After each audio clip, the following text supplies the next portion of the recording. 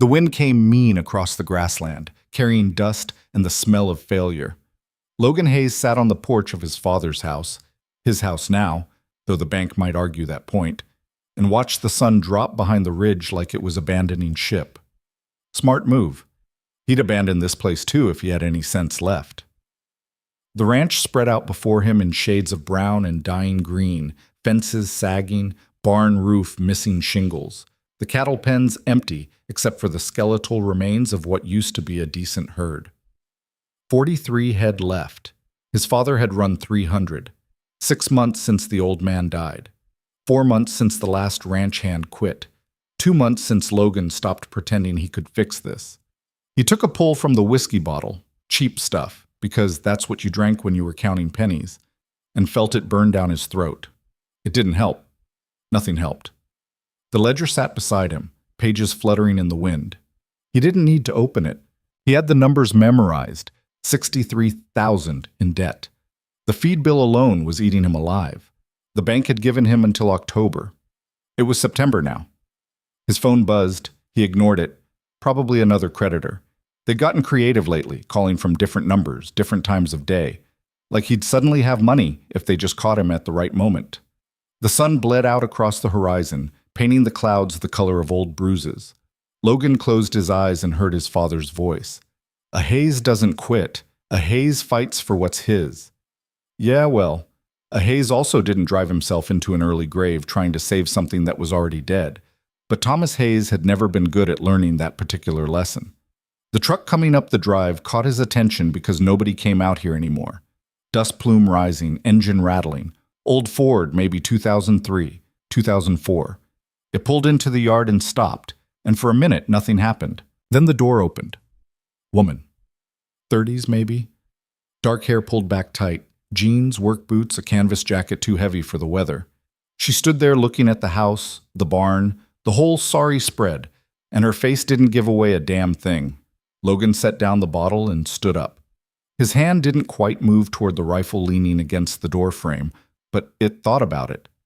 She walked toward him carrying a single suitcase. Not hurrying, not hesitant either.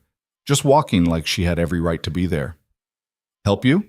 Logan called out when she got close enough. She stopped at the bottom of the porch steps. Up close, she looked tired. The kind of tired that lived in your bones. But her eyes were sharp, taking in everything, the peeling paint, the broken window nobody had bothered to fix. Him. You're hiring, she said. Not a question. Logan almost laughed. No, I'm not. Your ad says otherwise. What ad? She pulled out her phone, tapped the screen, turned it toward him. Sure enough, there it was. Help wanted, ranch cook, room and board plus salary, contact for details. Logan stared at it. I didn't post that. Someone did, 2 weeks ago. She put the phone away. I drove from Nevada. Then you wasted your gas. He sat back down, reached for the bottle. There's no job. She didn't leave, just stood there, studying him with those sharp eyes. Finally, she said, You look like hell.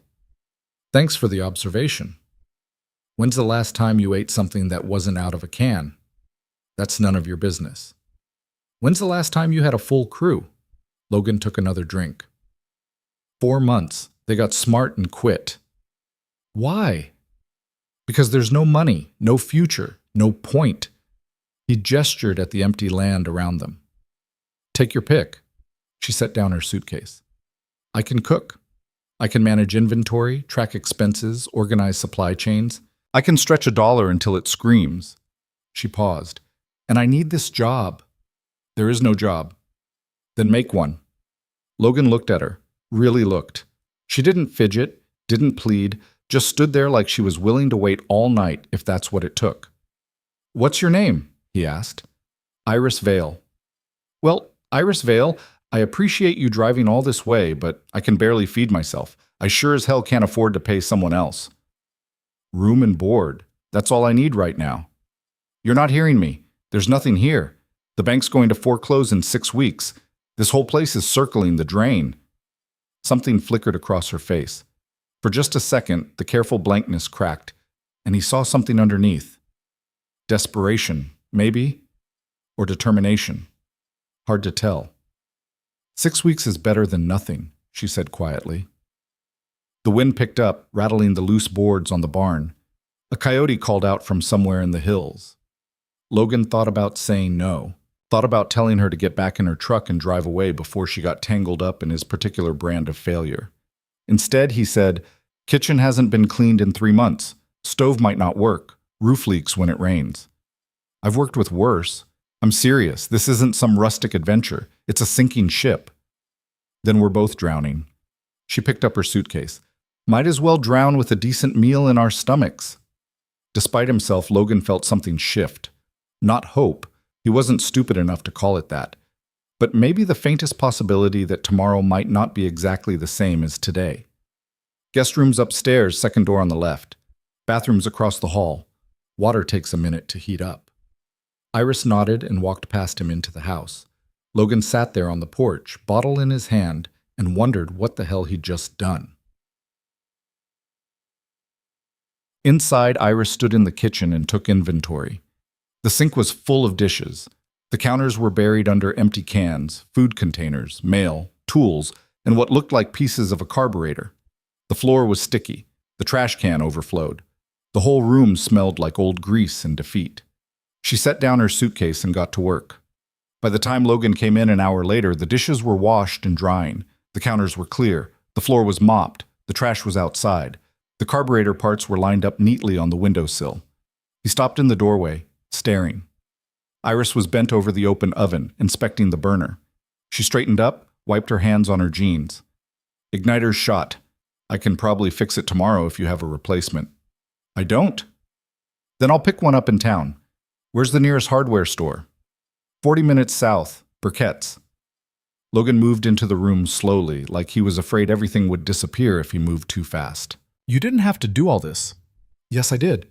She opened the refrigerator, studied the contents, mostly beer and condiments, and closed it again. "How many cattle do you have?" 43. "How many hands?" "None." She turned to look at him. "You're running this whole place alone?" "Wasn't planning to run it much longer." "Your father's ranch." It wasn't a question, but he answered anyway. "Yeah, Thomas Hayes. Died 6 months ago.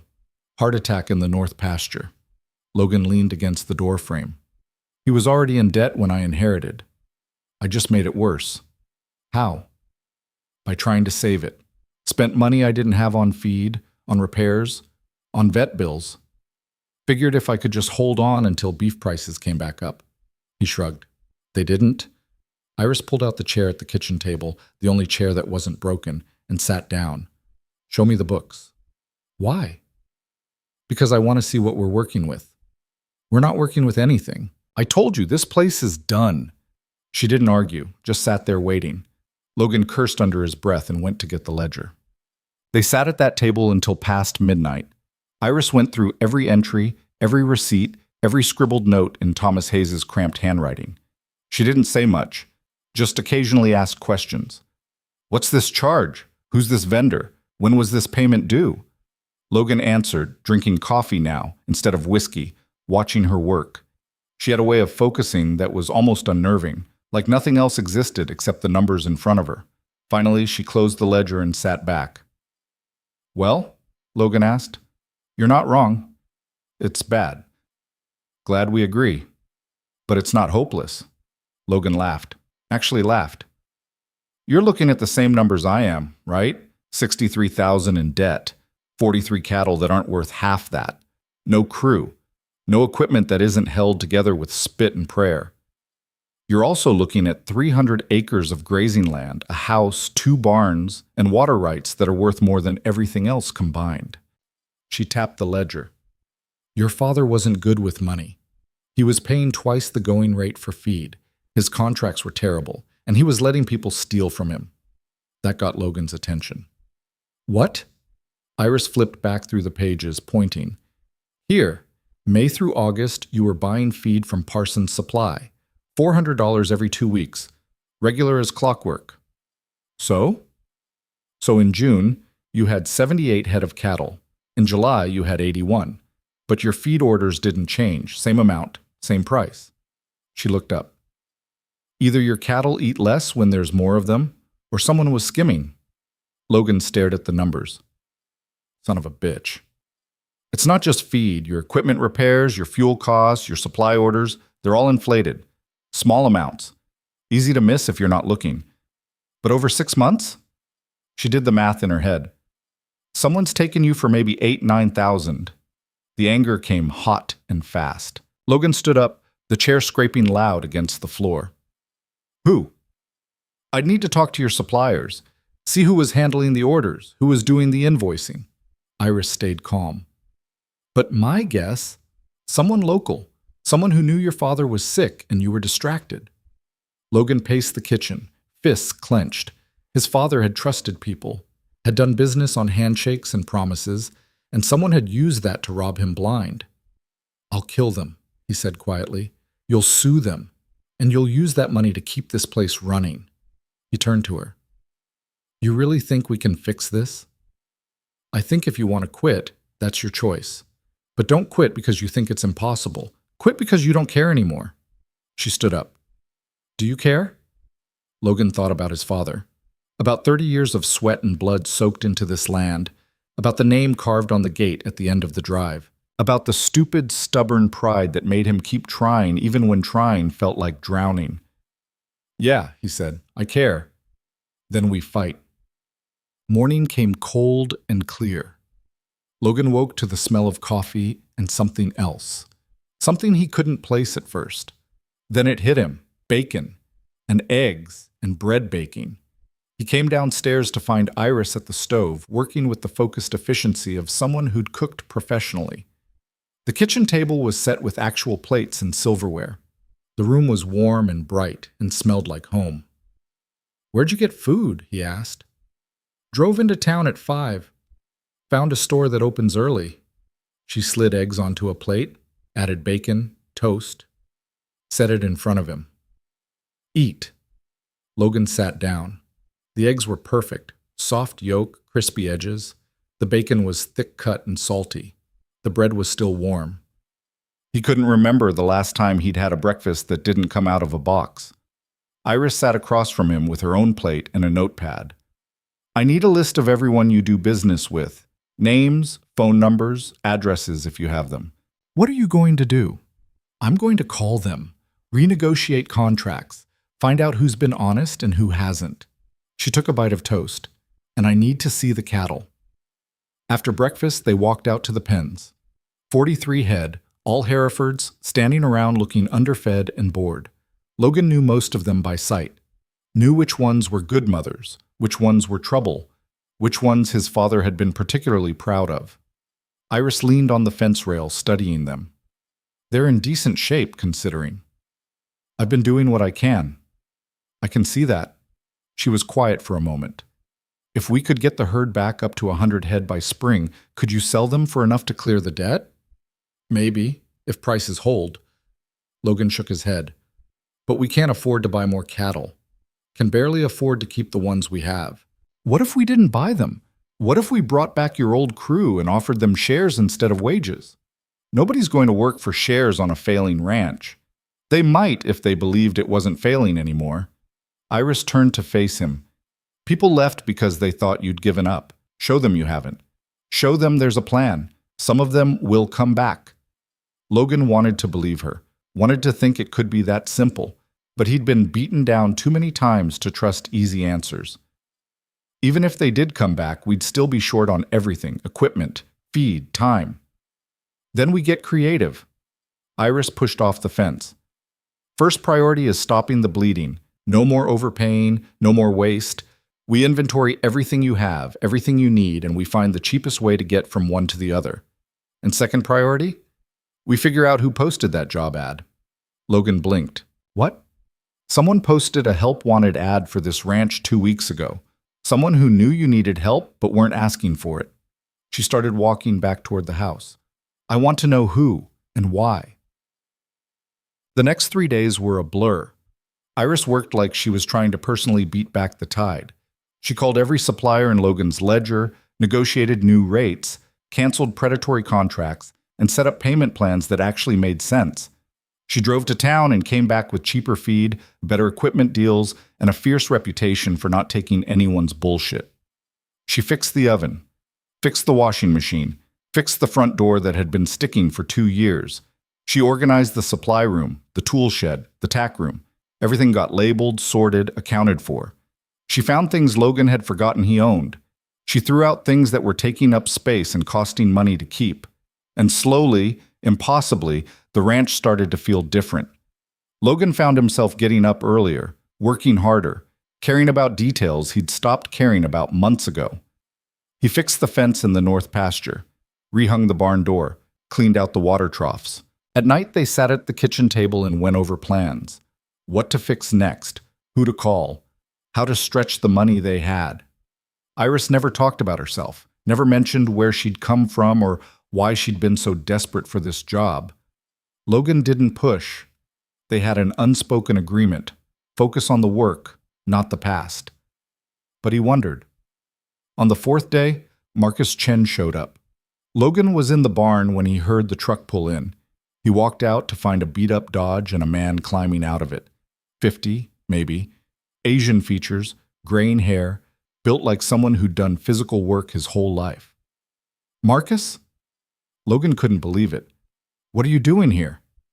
Marcus had been his father's foreman, had worked the Hayes Ranch for 15 years, had quit 3 weeks after Thomas died, apologizing but saying he couldn't work for no pay and no future. Heard you got a cook, Marcus said. Heard things were changing. Who told you that? Half the county. Woman came into Parsons' Supply and tore Wade a new one over his pricing.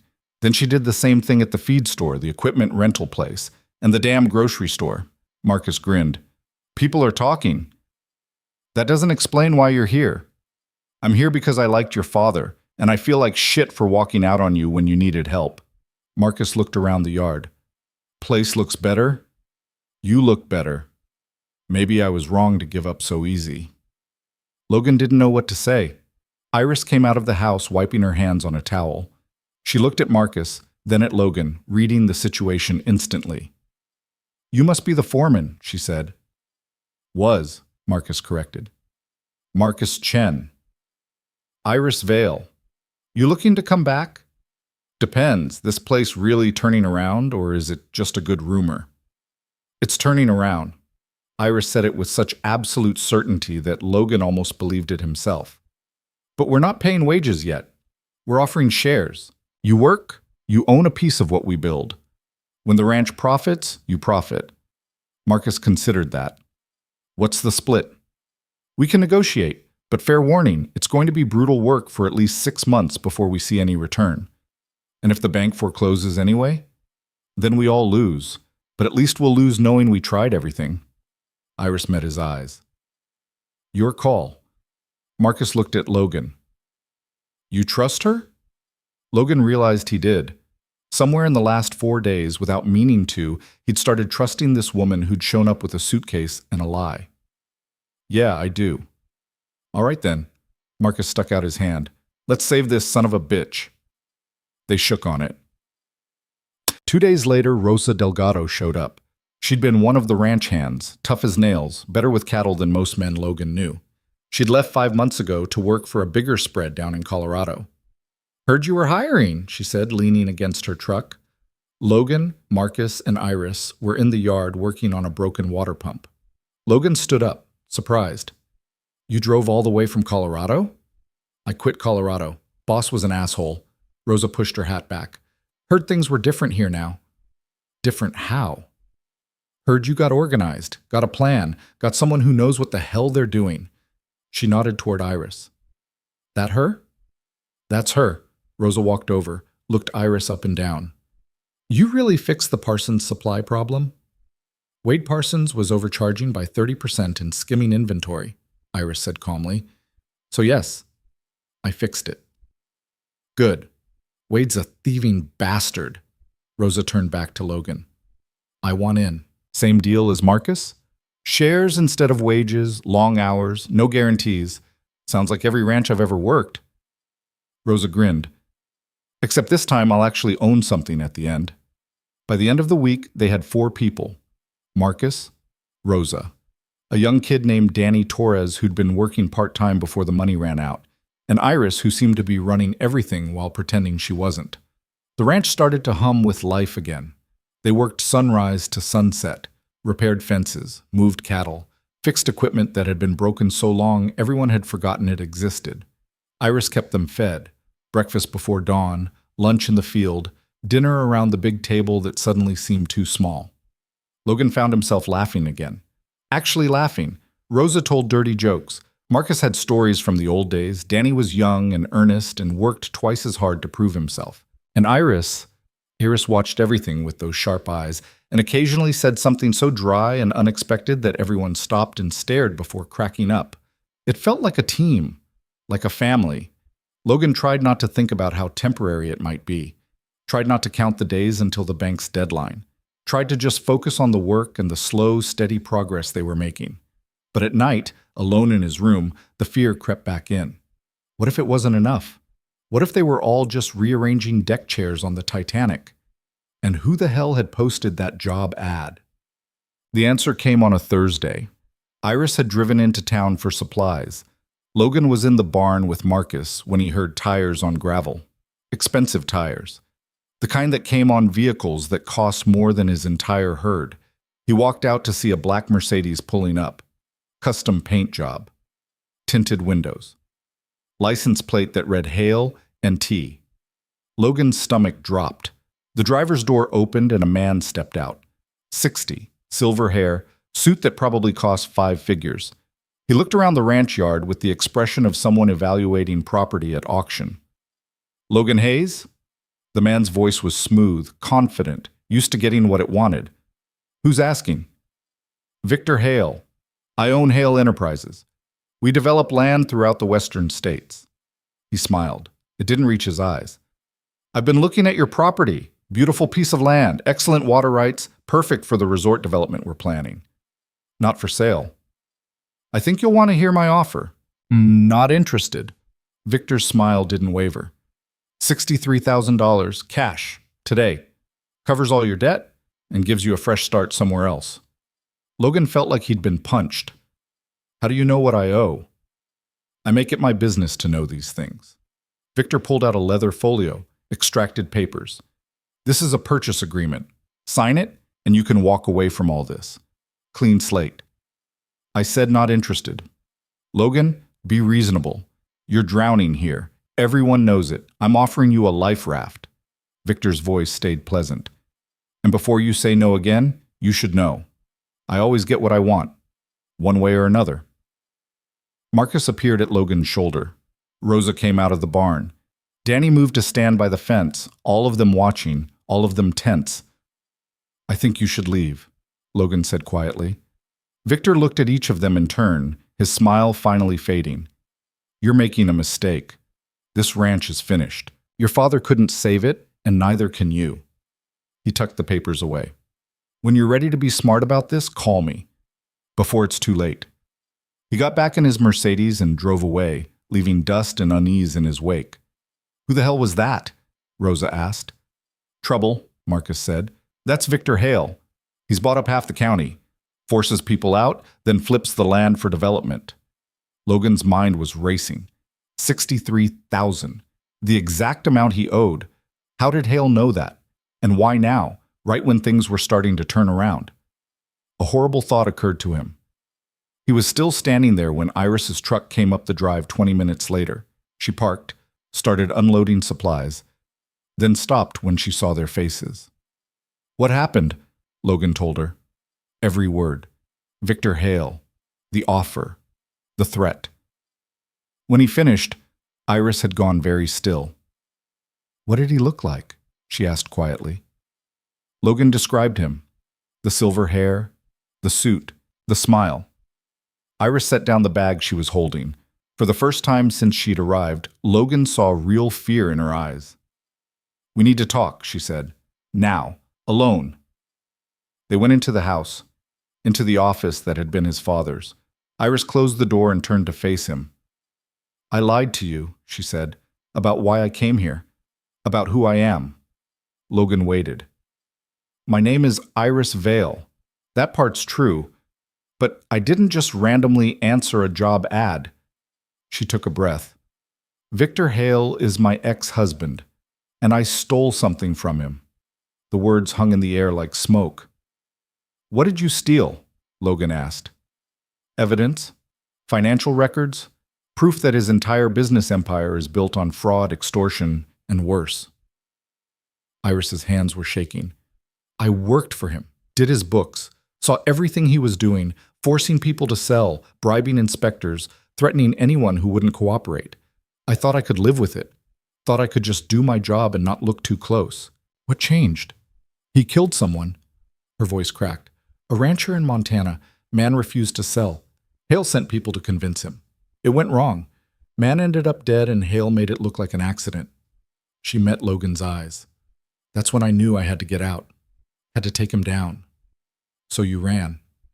I copied everything I could find, every illegal contract, every bribe, every threat, and I ran. Iris wrapped her arms around herself. I've been moving every few weeks, never staying anywhere long, never using credit cards, never giving anyone a reason to remember me. And the job ad? I posted it, used a burner phone, created a fake email. She looked ashamed. I needed somewhere remote, somewhere I could disappear for a while. Your ranch was perfect, isolated, small, struggling enough that you'd be desperate for help. Logan processed that. The anger should have come fast and hot. She'd used him, lied to him, put everyone here at risk. But instead of anger, he felt a strange kind of understanding. You could have kept running, he said. When you saw how bad things were here, you could have left. But you stayed. You worked. You actually gave a damn. I'm sorry, Iris whispered. I'm so sorry. I never meant for this to blow back on you. I thought I'd covered my tracks, thought I was safe. But you weren't. No. She pulled out her phone, opened a news app, showed him an article. This ran yesterday. Logan read it. Federal investigation into Hale Enterprises. Allegations of fraud. Authorities seeking a key witness. No photo, but the description was vague enough to match Iris. He knows you have the evidence, Logan said. He knows someone does, and he's smart enough to track patterns. Find out where I've been, where I might go next. Iris looked at him. He came here for 2 reasons. 1, to see if I was here. 2, to buy this land in case I was planning to hide here long term. And now that he's seen you, now he'll come back, with leverage, with threats, with whatever it takes. She moved toward the door. I need to leave, tonight, before he connects me to you and makes this worse. Logan caught her arm. Wait. Logan, you don't understand. Victor doesn't lose. Ever. He'll destroy this ranch.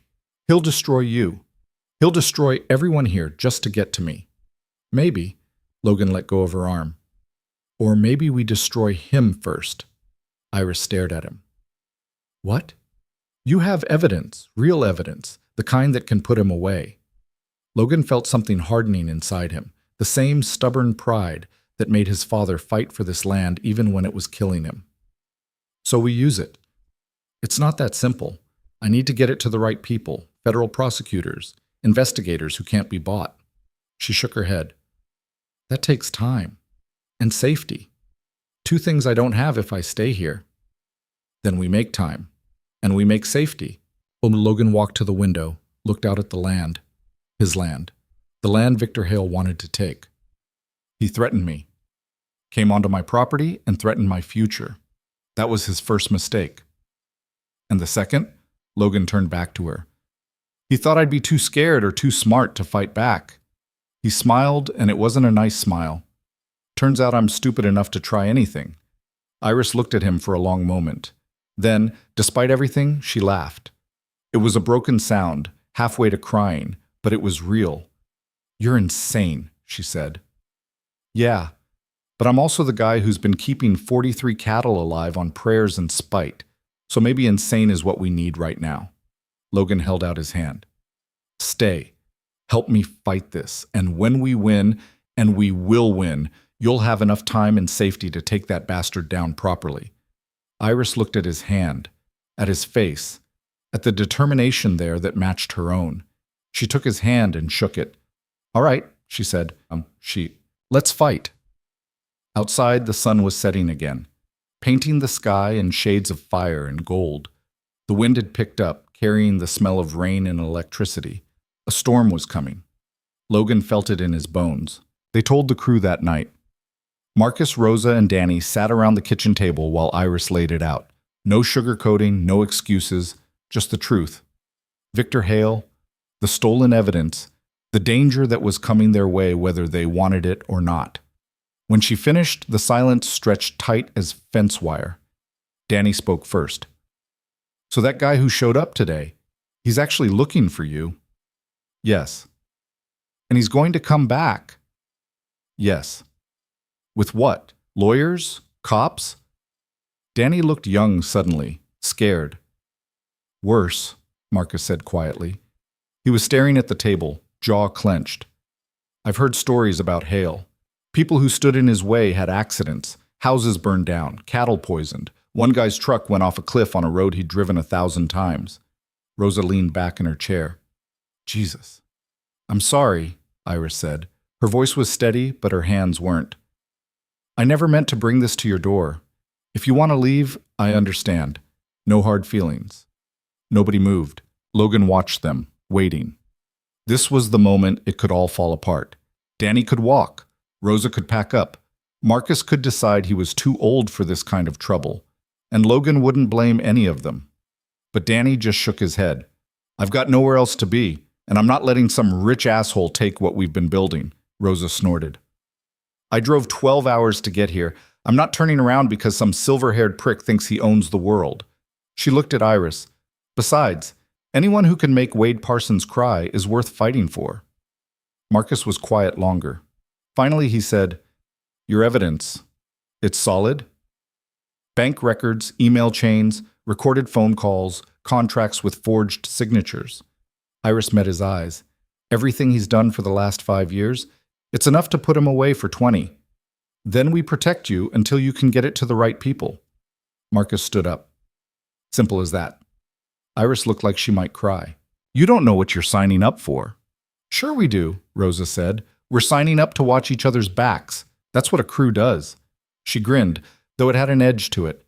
Plus, I've always wanted to punch a billionaire. Logan felt something loosen in his chest. They were staying, all of them. Probably because they were as stubborn and stupid as he was, but he'd take it. All right then, he said. We need a plan. Marcus, I want security measures, cameras if we can afford them, motion sensors, locks on everything that opens. Nobody comes on this property without us knowing about it. Marcus nodded. I'll make a list. Won't be cheap. Nothing ever is. Rosa, you and Danny start moving the cattle closer to the house. I want them where we can see them, where nobody can get to them without us noticing. You think he'd go after the herd? Danny asked. I think he'll go after whatever hurts us most. Logan turned to Iris.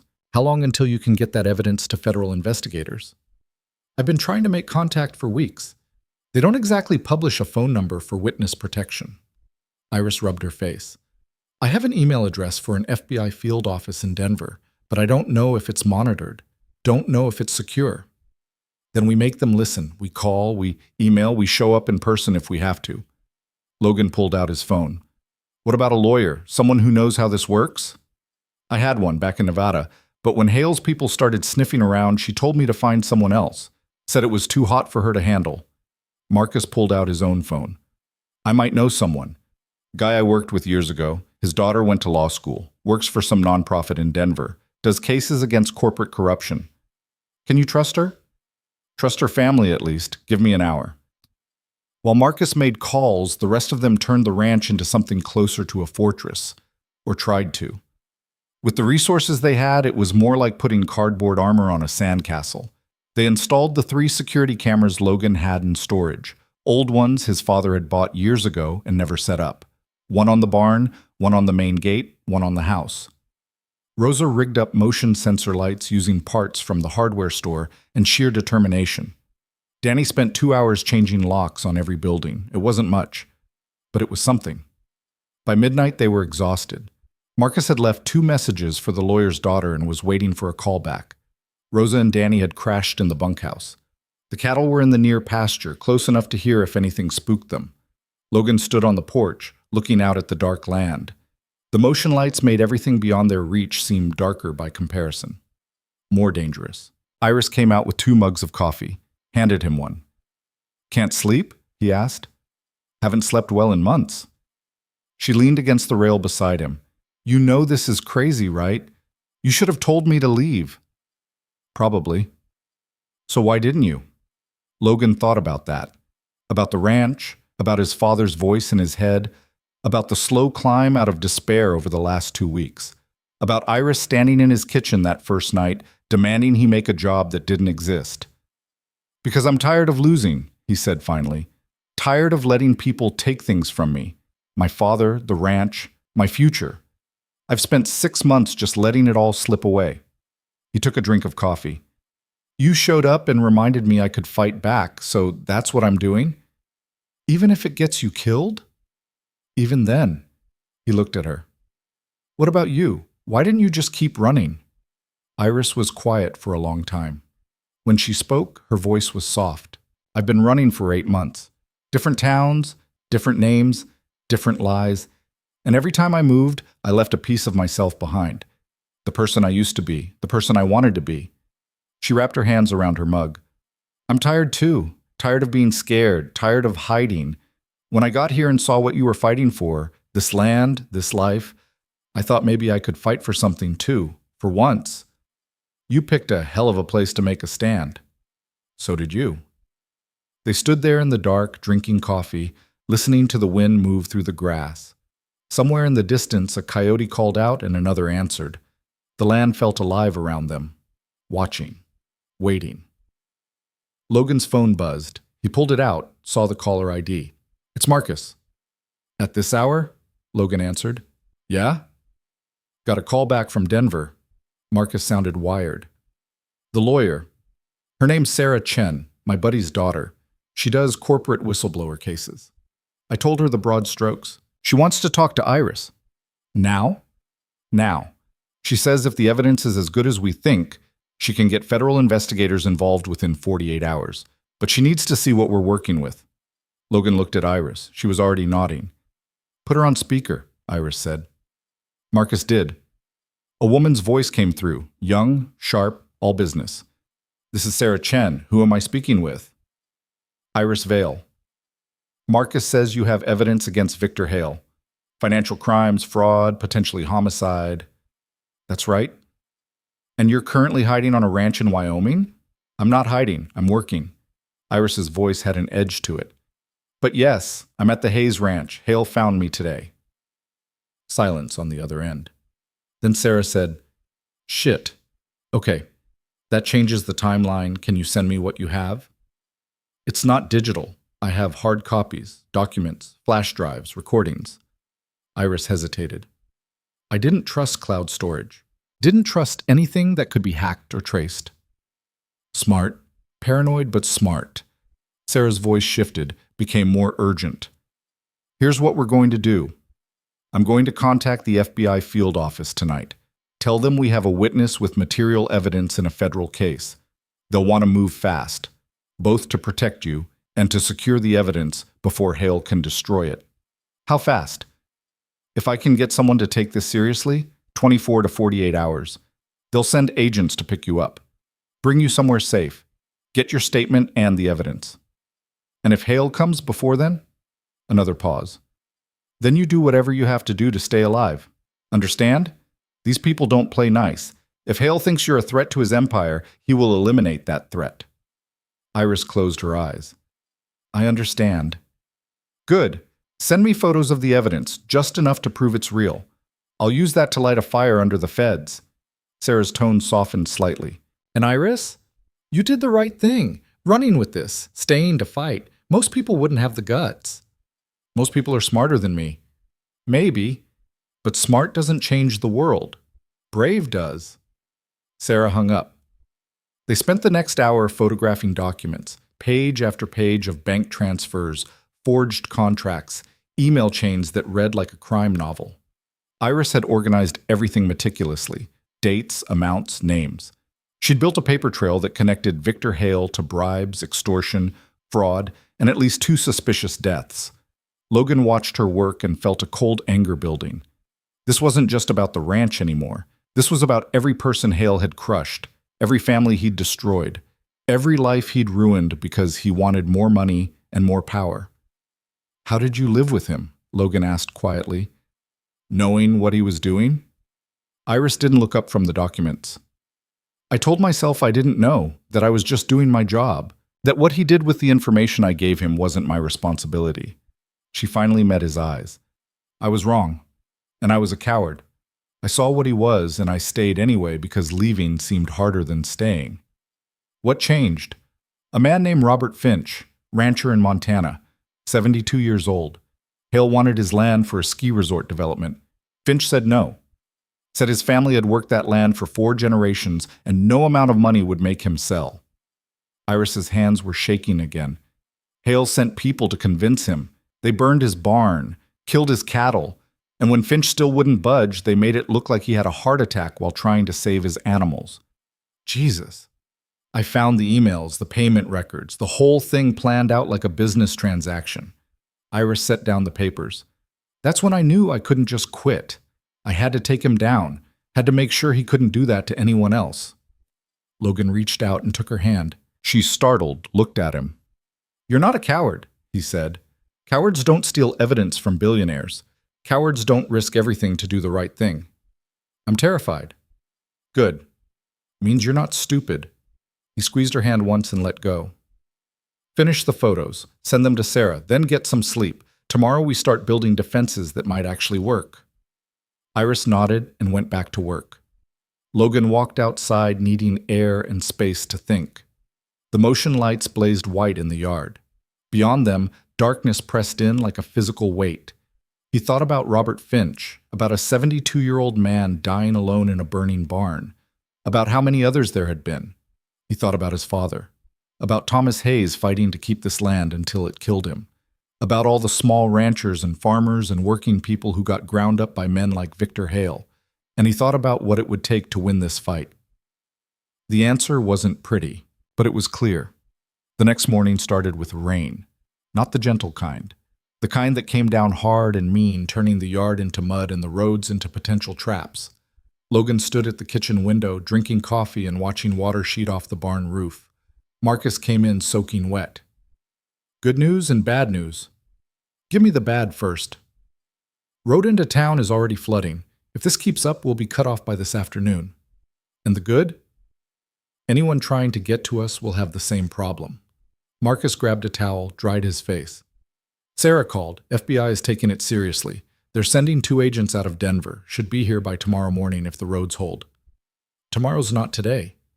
"No, it's not." Marcus looked grim. "We need to assume Hale's going to make a move before then. Question is what and when." They spent the morning preparing. Rosa and Danny brought the horses into the barn, moved feed and supplies closer to the house. Logan checked the weapons. 3 rifles, 2 shotguns, and a pistol that had been his grandfather's. Not enough to hold off an army, but enough to make a point. Iris worked in the office, digitizing what she could and hiding the physical evidence. She divided it into 3 caches, 1 in the house, 1 in the barn, 1 buried near the north fence line. Insurance, she called it. If Hale burned them out, at least something would survive. By noon, the rain had intensified. Water poured through a new leak in the barn roof.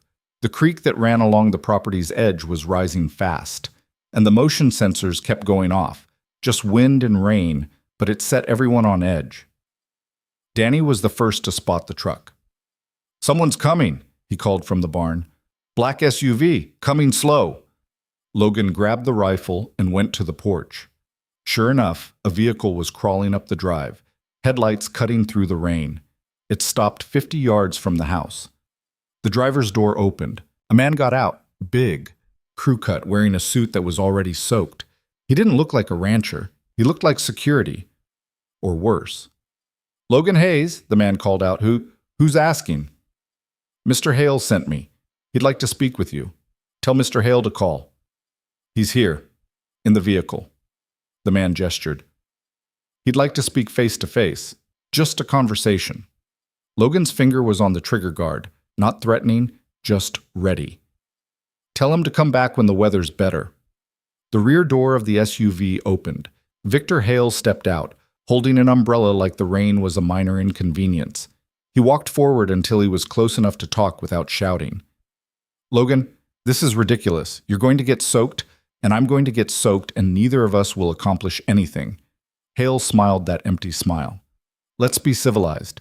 5 minutes, that's all I'm asking. Marcus appeared at Logan's shoulder. Rosa came around the side of the house. Danny stood in the barn door with a shotgun that looked too big for him. You've got 3 minutes, Logan said. Talk from there. Hale's smile tightened. Very well. I came to make you a better offer. 80,000, cash. Plus I'll hire you and your crew to stay on as caretakers during the development. Fair wages, benefits, job security. Not interested. Logan, be smart about this. I know you're struggling. I know you're trying to save something that's already gone. This offer lets you keep your pride and your future. Hale's voice was smooth as oil. All you have to do is sign the papers and walk away from this fantasy you're chasing. What fantasy is that? That you can win. That hard work and determination are enough. Hale shook his head. Your father believed that too, and it killed him. Don't make the same mistake. Logan felt the anger spike hot and fast. Get off my land. Not until you hear what I have to say about your cook. The world seemed to stop. Hale's smile widened. Iris Vale, interesting woman, good with numbers, better at hiding. He pulled out his phone, showed Logan a photo. It was Iris, but younger, standing next to Victor Hale at some formal event. She was wearing a dress and a smile that didn't reach her eyes. My wife, or she was, until she stole from me and disappeared. I know who she is. Do you? Do you know what she took? Do you know why she's really here? Hale put the phone away. She's using you, Logan.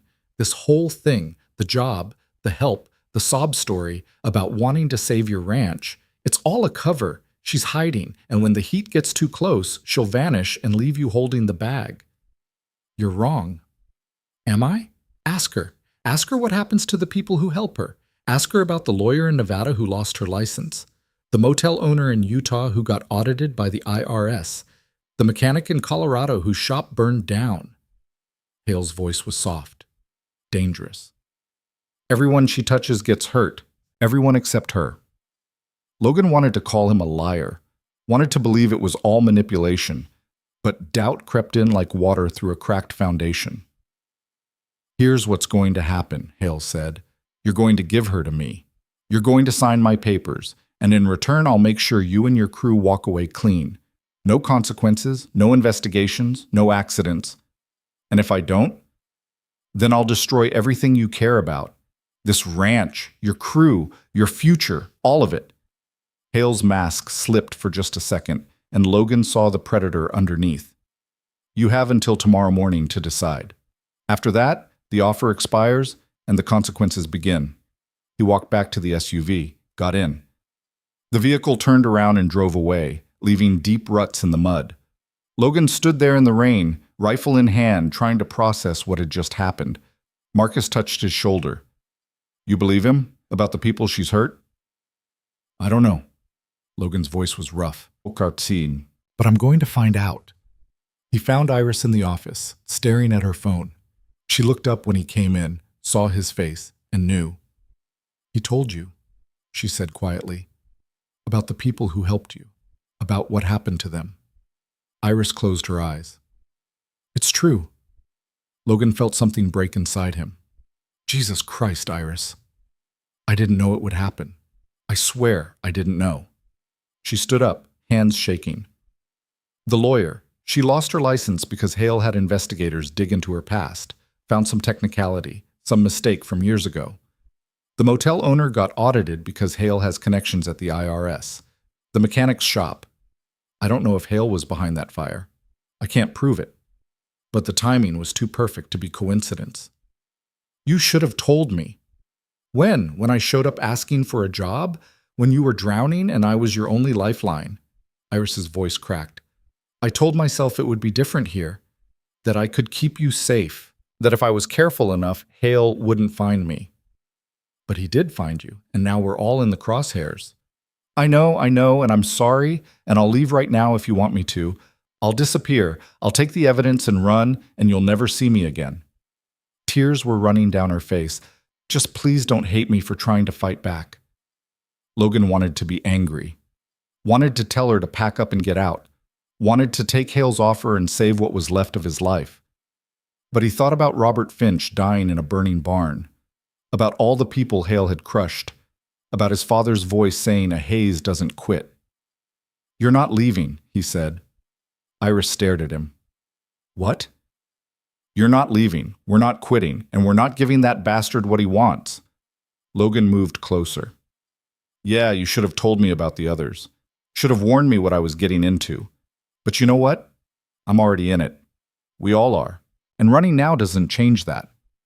Logan, you don't understand. He'll destroy you. He'll try. But we're going to destroy him first. Logan pulled out his phone, called Marcus. Get everyone together. We need a new plan. What kind of plan? Iris asked. Logan smiled, and it was the same kind of smile Rosa had worn the night before, eager and edged with violence. The kind where we stop playing defense and start hitting back. They gathered in the kitchen, all 5 of them, soaking wet and running on fear and caffeine. Logan laid it out. Hale thinks we're going to fold. Thinks we're scared enough to hand over Iris and sign his papers. We're going to use that.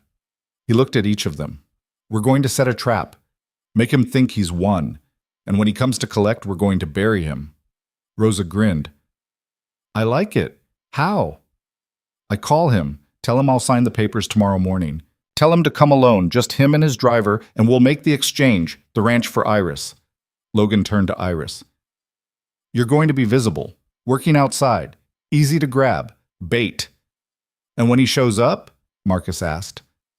We record everything, every word, every threat, everything he says about the people he's hurt and the laws he's broken. Logan pulled out his phone. Sarah said the FBI is sending agents tomorrow. We make sure they have a reason to arrest him the second they arrive. Danny frowned. But if he's here to take Iris, won't he just grab her and leave? How do we stop him without getting someone killed? We don't stop him. We let him think he's succeeded. Let him take her. Logan looked at Iris. For about 60 seconds. Long enough to get him on camera admitting what he's done. Then we take her back. That's insane, Iris said. You got a better idea? She didn't. They spent the rest of the day preparing. Marcus set up cameras, the security ones plus every phone they had. Rosa worked out positions where they could watch without being seen. Danny prepped the horses in case they needed to move fast. Iris practiced looking defeated, scared, ready to give up. It wasn't a great plan. Too many things could go wrong. But it was the only plan they had. That night, Logan made the call. Hale answered on the second ring. I was hoping you'd see reason. I saw what happens to people who don't. Logan kept his voice flat. Beaten. You win. I'll sign the papers, but I want the money first, cash, like you said. Of course, tomorrow morning, 9 o'clock. And Iris? You'll hand her over, along with whatever she stole from me. Hale's voice was pleased, satisfied. I'm glad you're being smart about this, Logan. Your father would be proud. Logan wanted to reach through the phone and strangle him. Instead, he said, just be here at 9. Alone. I don't want an audience for this. Agreed. See you tomorrow. Logan hung up and looked at the others. It's done. He'll be here at 9. And the FBI? Iris asked. Sarah said they'd try for morning. We just have to hope they show up before Hale figures out what we're doing. That night, nobody slept. They took shifts watching the cameras, checking the perimeter, making sure nothing moved in the dark. The rain kept falling. The creek kept rising. And somewhere out there, Victor Hale was planning his victory. Logan sat in his father's office cleaning the rifle he'd grown up with, the one Thomas Hayes had taught him to shoot when he was 12. He thought about all the things his father had taught him, how to mend fence, how to read the weather, how to tell when a cow was about to calve, how to stand your ground even when the world was trying to knock you down. Iris came in, carrying 2 mugs of coffee. She sat down across from him. Can't sleep either? Too wired. Me too. She watched him work the cleaning rod through the barrel. You really think this will work? No idea. Logan looked up. But I know doing nothing won't work, and I know running won't work. So we try this. We fight. And whatever happens, at least we did it on our terms. Iris was quiet for a moment. Then she said, Thank you for not throwing me out, for believing me when you had every reason not to. Don't thank me yet. This might still get us all killed. I know, but at least I won't die alone. She smiled, sad and tired. That's more than I've had in a long time. They sat there in the quiet, drinking coffee and listening to the rain hammer the roof. Outside, the motion lights flickered on and off as the wind blew debris through the yard. The storm was getting worse. By morning, the roads would be impassable, which meant the FBI might not make it in time, which meant they'd be on their own when Victor Hale came to collect his prize. Logan finished cleaning the rifle and loaded it, set it by the door. Ready. Iris watched him. What if he doesn't fall for it? What if he knows it's a trap? Then we improvise. Logan met her eyes. But either way, he's not taking you, not without going through me first. That's what I'm afraid of. Don't be. I'm meaner than I look. He smiled. And I've got a whole crew of people who are even meaner. Hale's used to pushing around people who are scared and alone. He's not used to people pushing back. You really think we can beat him? Logan thought about that, about the odds stacked against them, about the money and power and connections Hale had, about how small and vulnerable they were in comparison. Then he thought about Robert Finch, about his father, about every person who'd ever been told they were too small to matter. Yeah, he said. I do. Dawn came gray and cold, the rain finally easing to a drizzle. Logan stood on the porch, rifle in hand, watching the road. Beside him, Marcus checked his phone for the 10th time. Anything from Sarah? Logan asked. Just a text. FBI agents are en route. ETA between 9:30 and 10 depending on road conditions. Hale's supposed to be here at 9. I know. Rosa came out of the barn, shotgun over her shoulder. Cattle are secured. Danny's got the horses ready in case we need to move fast. She looked at Logan. You sure about this? No, but we're doing it anyway. Iris appeared in the doorway behind them. She'd dressed for the part. Work clothes, hair pulled back, no makeup. She looked exhausted, defeated. Exactly what Hale would expect to see. I'm ready, she said. Logan turned to her. You remember the plan. Let him think he's won. Let him talk. Get it all on camera. She touched the small recording device hidden under her shirt. And trust you to pull me out before it goes too far. We won't let anything happen to you. I know, she smiled. It was braver than she felt. Let's finish this. At 8:50, the black SUV appeared at the end of the drive. It came slowly, deliberately, like a predator stalking prey. Logan felt his heartbeat kick up. This was it. No turning back now. The SUV stopped in the yard. 2 doors opened. The big security guy from yesterday got out first, scanning the property with professional wariness. Then Victor Hale emerged carrying a briefcase and that same empty smile. Logan, he called out, punctual. I appreciate that. Logan walked down off the porch, rifle held loose but ready. You bring the money? Hale lifted the briefcase. 80,000, cash, as promised. He looked around. Where's Iris? Inside, packing. Logan forced himself to sound tired, beaten. She knows what's happening. She's not happy about it, but she's not fighting either. Smart woman. She knows when she's lost. Hale set the briefcase on the hood of his SUV, opened it. Stacks of $100 bills neatly bound. Count it if you'd like. I trust you. Hale laughed. No, you don't, but you're smart enough to take the money anyway. He pulled out papers. The sale contract. Sign here, here, and here. The ranch transfers to my company. You and your crew have 30 days to vacate. Logan took the pen. His hand was steady. He signed the first page. Inside the house, cameras were recording everything. Marcus was positioned in the barn with a shotgun. Rosa was in the loft. Danny was with the horses. Everyone ready. Logan signed the second page. Good, Hale said. Now bring me Iris and the evidence she stole. Logan signed the third page. set down the pen. She's in the office. Says she hid the files somewhere on the property. Wouldn't tell me where. Hale's smile faded. That's unfortunate. I was hoping we could do this the easy way. There's still time for easy. Let me get her. She'll tell you where everything is once she knows it's over. No need. Hale nodded to his security guy. Carl will collect her. You stay here with the money. Make sure you don't do anything stupid. Carl walked toward the house. Logan's hands tightened on the rifle. This was the moment. If it was going to fall apart, it would be now. Carl disappeared inside. Seconds ticked past like hours. Then he came back out, walking behind Iris, one hand on her arm. She looked small, scared, perfect. Found her hiding in the office, Carl said. No sign of any files. Hale walked up to Iris, studied her with cold eyes. Hello, darling. Miss me? Go to hell, Victor. Still feisty. I always liked that about you. He grabbed her chin, forced her to look at him. Where are my files? Safe. Where you'll never find them. We'll see about that. He turned to Logan. Pleasure doing business with you. Enjoy your money while it lasts. This was it. The moment Logan was supposed to let them take her. The moment that would either prove the plan or doom them all. He watched Hale start walking Iris toward the SUV. Watched Carl follow with his hand on his weapon. Watched the distance grow between them. And he waited for Hale to say something incriminating, something they could use. But Hale stayed quiet. Just walked Iris to the vehicle, opened the door, started to push her inside. The plan was failing. Logan raised the rifle. Stop! Hale froze, turned slowly.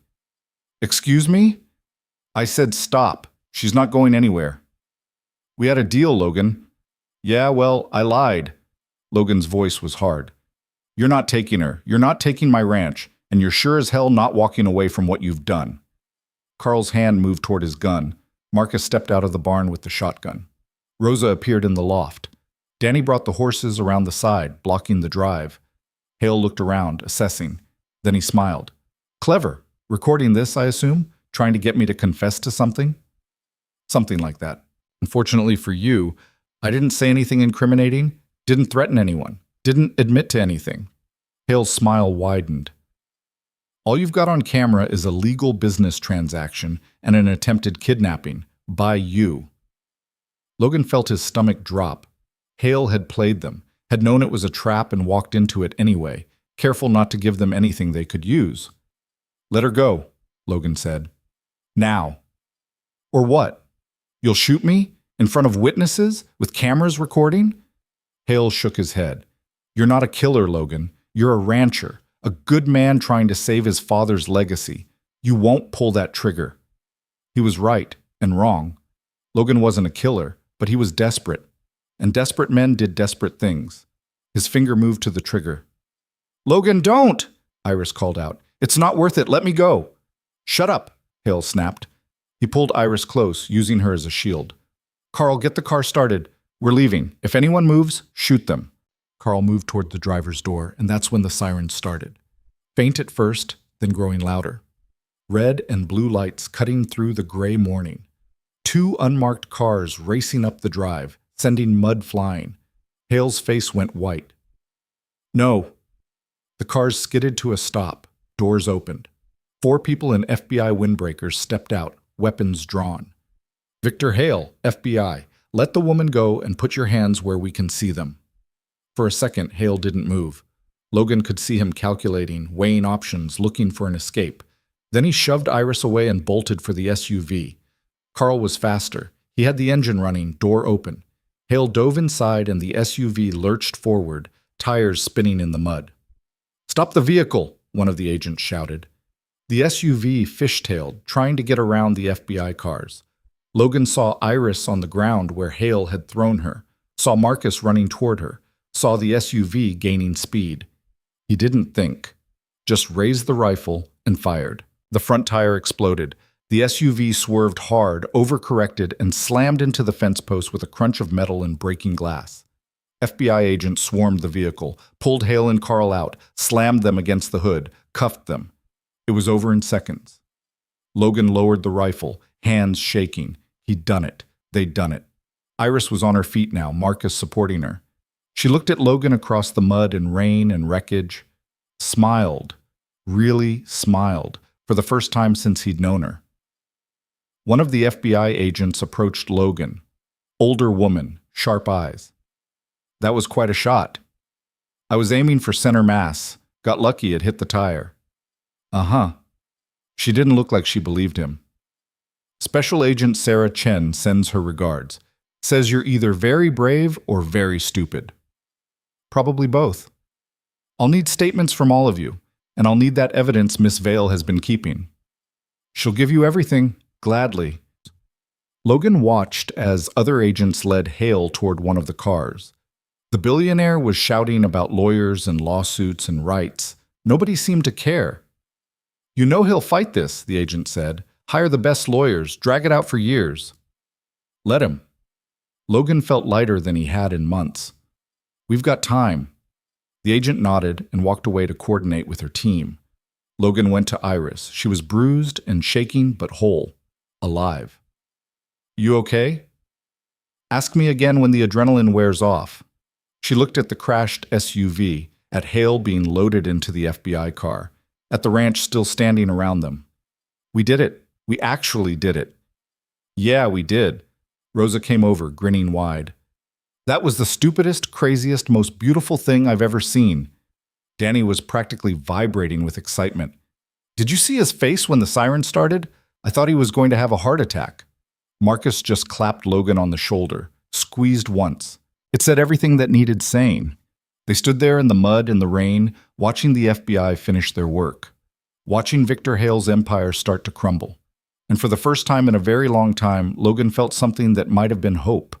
The ranch was still in debt, still struggling, still months away from being truly safe. But they'd won this fight, together. And if they could do that, maybe they could win the next one too.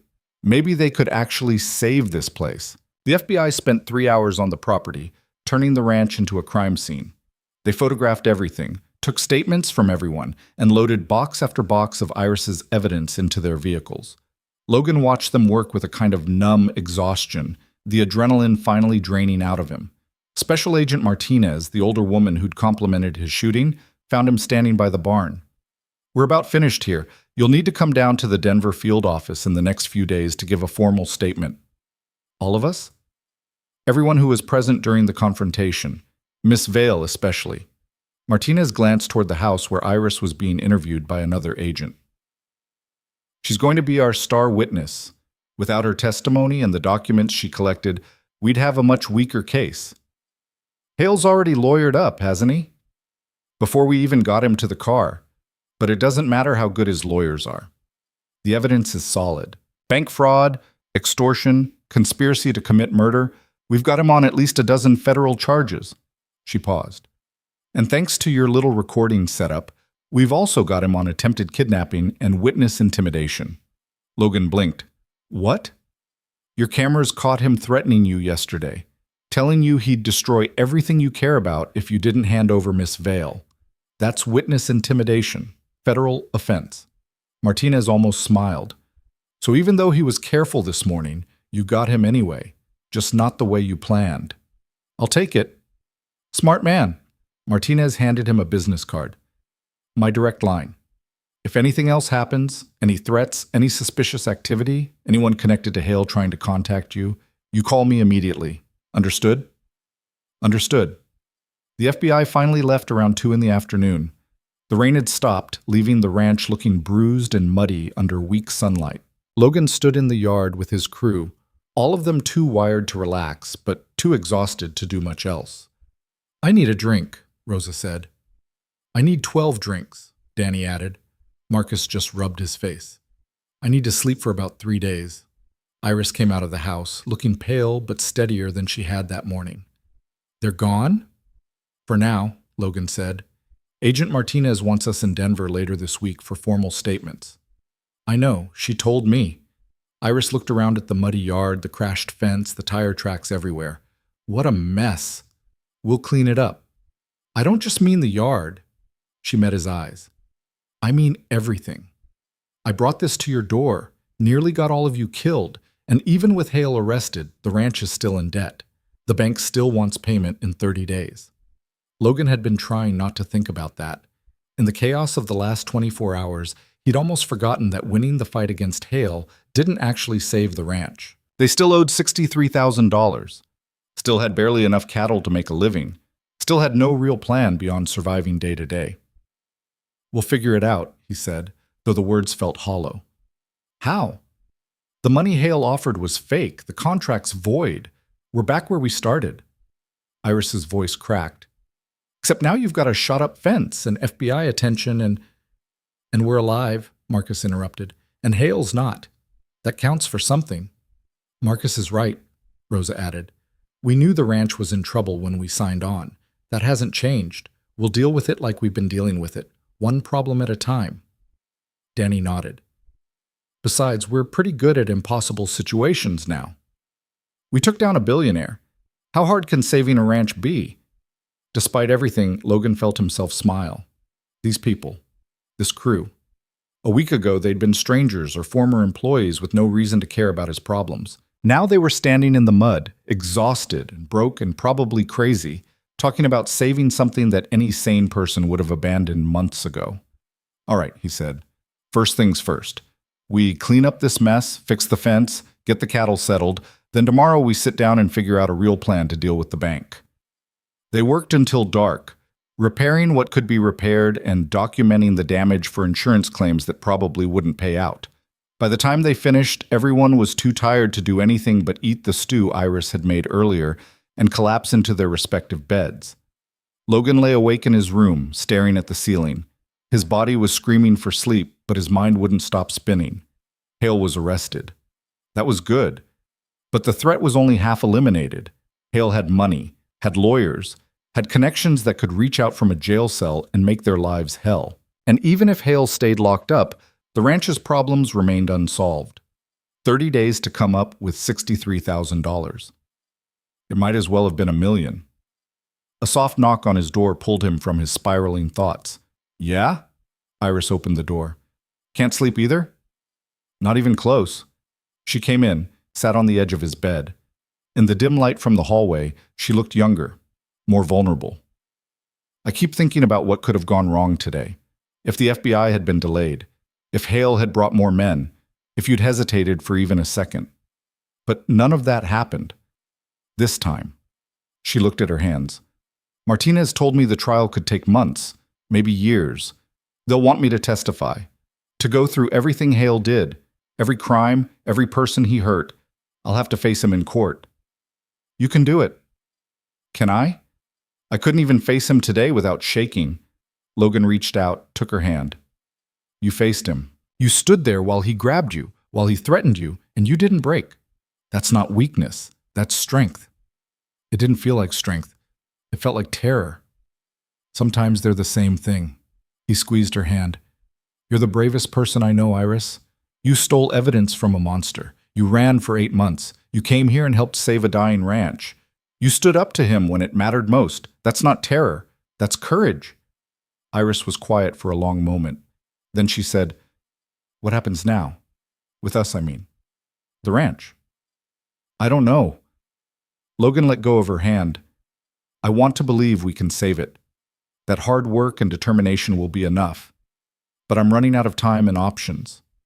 There has to be something we haven't tried." "Like what?" "We've cut every expense we can. We've renegotiated every contract. We're running on shares instead of wages. Short of finding a pile of money buried in the backyard, I don't know what else to do." Iris stood up, started pacing. "What about a loan? A real one from a different bank? No bank's going to lend to me. My credit's destroyed. The ranch is underwater. What about selling part of the land? Just enough to cover the debt? That defeats the purpose. My father spent 30 years building this place, selling pieces of it to save the rest. He'd roll over in his grave. Your father's dead, Logan, and you're about to lose everything anyway. Maybe he'd understand." Logan wanted to argue, wanted to say his father would never compromise. But the truth was, he didn't know. Thomas Hayes had been stubborn to the point of self-destruction. But would he really rather see the whole ranch foreclosed than sell a portion to save it? "I'll think about it," Logan said finally. "But there's got to be another way." Iris sat back down. You know what the craziest part of all this is? A week ago, I was just trying to survive, trying to hide long enough to figure out my next move. I wasn't thinking about saving anything, wasn't thinking about the future. She looked at him. Then I got here, saw what you were fighting for. And for the first time in months, I wanted something more than just survival. I wanted to win. We did win. Today, at least. Today was just one battle. The war's not over. She stood up again. Get some sleep. We'll need clear heads tomorrow. She left, closing the door softly behind her. Logan lay there in the dark, thinking about wars and battles and the difference between surviving and winning. Eventually, exhaustion claimed him and he slept. Morning came too early and too bright. Logan woke to the sound of someone shouting outside. He stumbled out of bed, grabbed his jeans, and made it to the front door just as Marcus came running up from the barn. "We've got a problem," Marcus said. "What now?" "The cattle. Someone cut the fence in the north pasture. Half the herd scattered across the county." Logan felt ice in his stomach. "How many?" 20, maybe 25 head. Rosa and Danny are out trying to round them up, but some of them got into the Jacobson property. Old man Jacobson's not happy." "Son of a bitch." Logan grabbed his boots. "When did this happen?" "Sometime last night. I found it on my morning check." Marcus looked grim. "This wasn't weather damage, Logan. Someone cut that fence deliberately. Clean cuts with wire cutters." "Hail." Even from a jail cell, the bastard was still reaching out to hurt them. "Get the horses ready," Logan said. "We're bringing those cattle back." It took most of the morning to round up the scattered herd. Some of them had wandered miles, following the creek downstream. Others had gotten tangled in brush or stuck in muddy patches. By the time they got the last steer back into the pasture, it was past noon and everyone was filthy and pissed off. Worse, they'd lost 3 head. Just gone. Either stolen or wandered so far they couldn't be found. 3 cattle at current prices was close to $4,000. They couldn't afford to lose. Logan stood at the cut fence, studying the clean lines where someone had methodically destroyed their work. Professional job, quick and quiet. Whoever had done this knew what they were doing. "I'm calling Martinez," he said. The FBI agent sounded tired when she answered.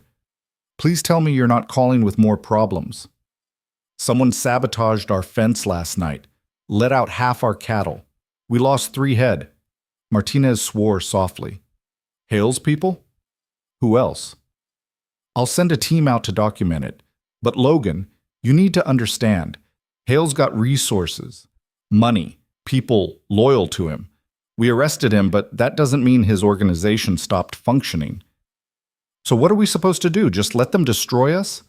"No, you document everything. You report everything. You build a case." Martinez paused. "And you consider protective custody." "What?" "For Miss Vale. Maybe for all of you. Until the trial, until we're sure Hale's people aren't going to escalate this."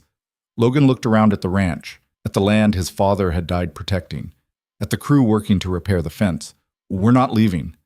"Logan, this is our home, our livelihood. We leave, we lose everything anyway. At least here we've got a chance to fight." Martinez sighed. "All right, but I'm assigning a patrol car to drive by twice a day, and you call me the second anything else happens. Deal?" "Deal." She hung up. Logan helped Marcus and Danny repair the fence while Rosa went to apologize to old man Jacobson for the cattle that had trampled his vegetable garden. By the time they finished, it was late afternoon and a new problem had emerged. The local paper had run a story. Rosa brought it back from town, slapped it down on the kitchen table where Logan and Iris were trying to figure out the budget. The headline read, "Local ranch at center of FBI investigation. Billionaire developer arrested." Logan read it twice. The article was surprisingly accurate. It detailed Hale's arrest, the charges against him, and the fact that he'd been trying to acquire the Hayes Ranch. It quoted unnamed sources, saying the ranch's cook was a key witness in a federal case. It made them sound like heroes. "This is bad," Iris said quietly. "Why?" "It makes Hale look like the villain. Makes us look like we stood up to him. It also tells everyone exactly where I am, where we are. It paints a target on this ranch bigger than anything Hale could have done." Iris stood up, started pacing. "Every reporter in the state is going to show up here. Every one of Hale's associates who wants revenge now knows where to find us. We're exposed. She was right. Logan felt it sinking in. They'd won the battle against Hale himself, but now the whole world knew about it, and not everyone would see them as heroes. "What do we do?" Danny asked. He'd come in while they were reading, saw the paper, went pale. "We prepare," Marcus said. "Again. Better cameras. Better locks. Maybe some actual security that doesn't rely on motion lights and luck." "With what money?" Rosa demanded. "We're broke. We can't even pay the bank, let alone hire professional security." "Then we do it ourselves." Logan stood up. "We rotate watches, keep the rifles close, nobody goes anywhere alone, and we hope the FBI patrol actually shows up when they're supposed to." It wasn't a great plan. Hell, it barely qualified as a plan at all, but it was what they had. The next few days were tense. The FBI came back, documented the fence cutting, took more statements. A patrol car did drive by twice a day, though Logan suspected it was more for show than actual protection. And the reporters showed up, just like Iris predicted. 3 different news crews camped out at the end of the drive, trying to get interviews. Logan refused to talk to any of them. So did the rest of the crew. But that didn't stop the stories from running. Suddenly, the Hayes Ranch was famous. The plucky family operation that stood up to a corrupt billionaire, the underdog that fought back and won. Except they hadn't won. Not really. Hale was still out there, released on bail after 48 hours, back in his mansion with his lawyers and his resources. And the ranch was still dying. The bank sent another letter, 23 days until foreclosure. Logan read it 3 times, then filed it away with all the other letters he couldn't bear to look at. That night he found Iris in the barn. She was sitting on a hay bale, staring at nothing. He sat down beside her. "You okay?" "No." She didn't look at him. "I keep thinking about what happens next. The trial, the testimony. Having to face Victor in court while he sits there with his lawyers, tearing apart everything I say. Martinez says you've got a strong case." "But Martinez isn't the one who has to get on the stand." Iris finally looked at him. "I know what he'll do. He'll make me look unstable, a scorned wife out for revenge. He'll twist every piece of evidence I collected, make it seem like I stole from him out of spite, not principle. The evidence speaks for itself. Evidence can be explained away, contextualized.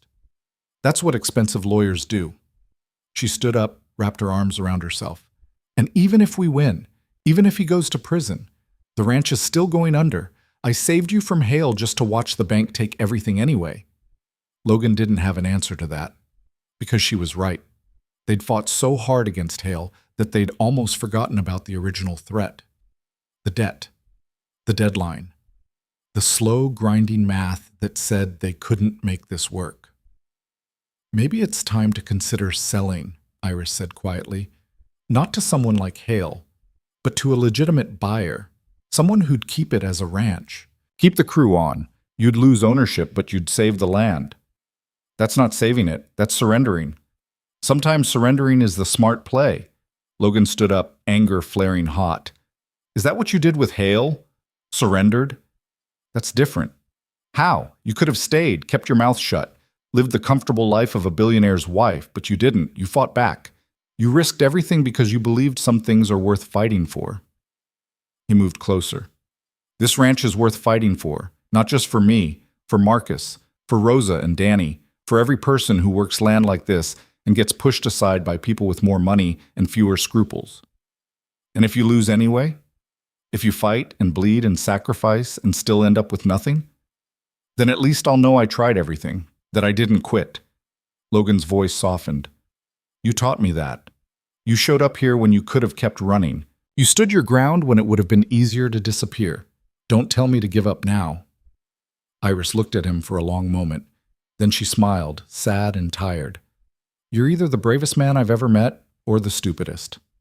"Probably both," she laughed, actually laughed. "All right, we fight, but we need a real plan, something better than hope and stubbornness." "I'm working on it."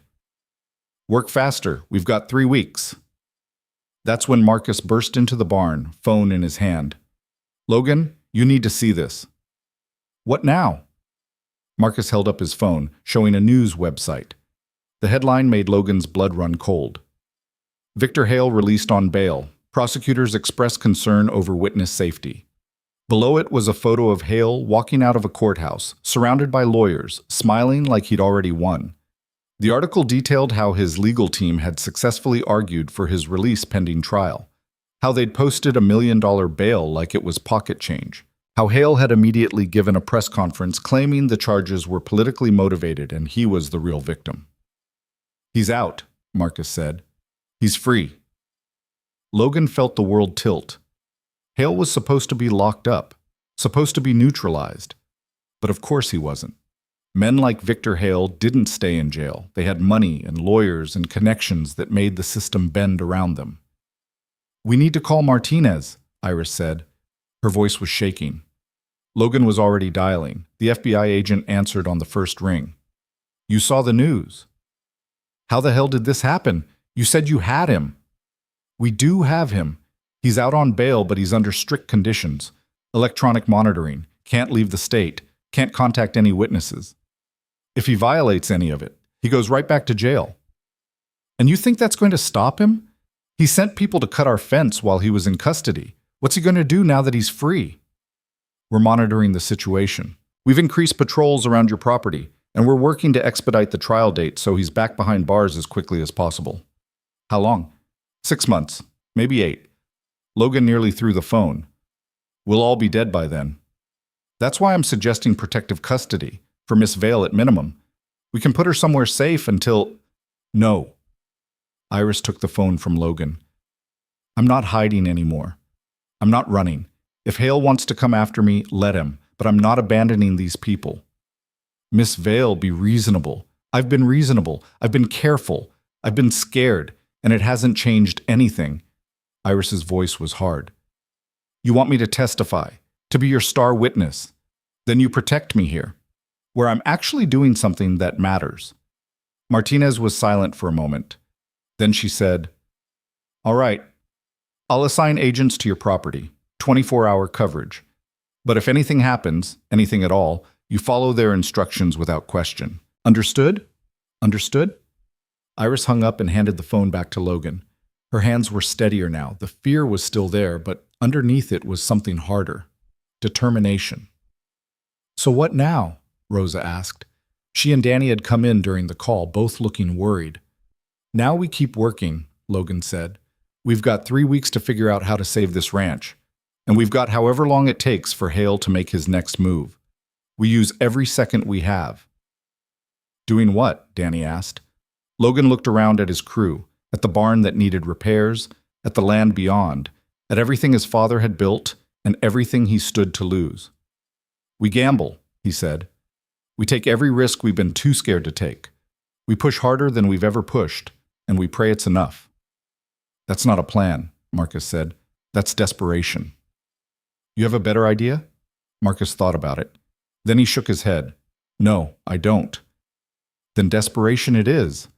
They started the next morning before dawn. Logan had spent half the night running numbers, looking at every possible option. Selling cattle early would bring in cash, but not enough to cover the debt. Taking out another loan was impossible with his credit. Selling land was admitting defeat.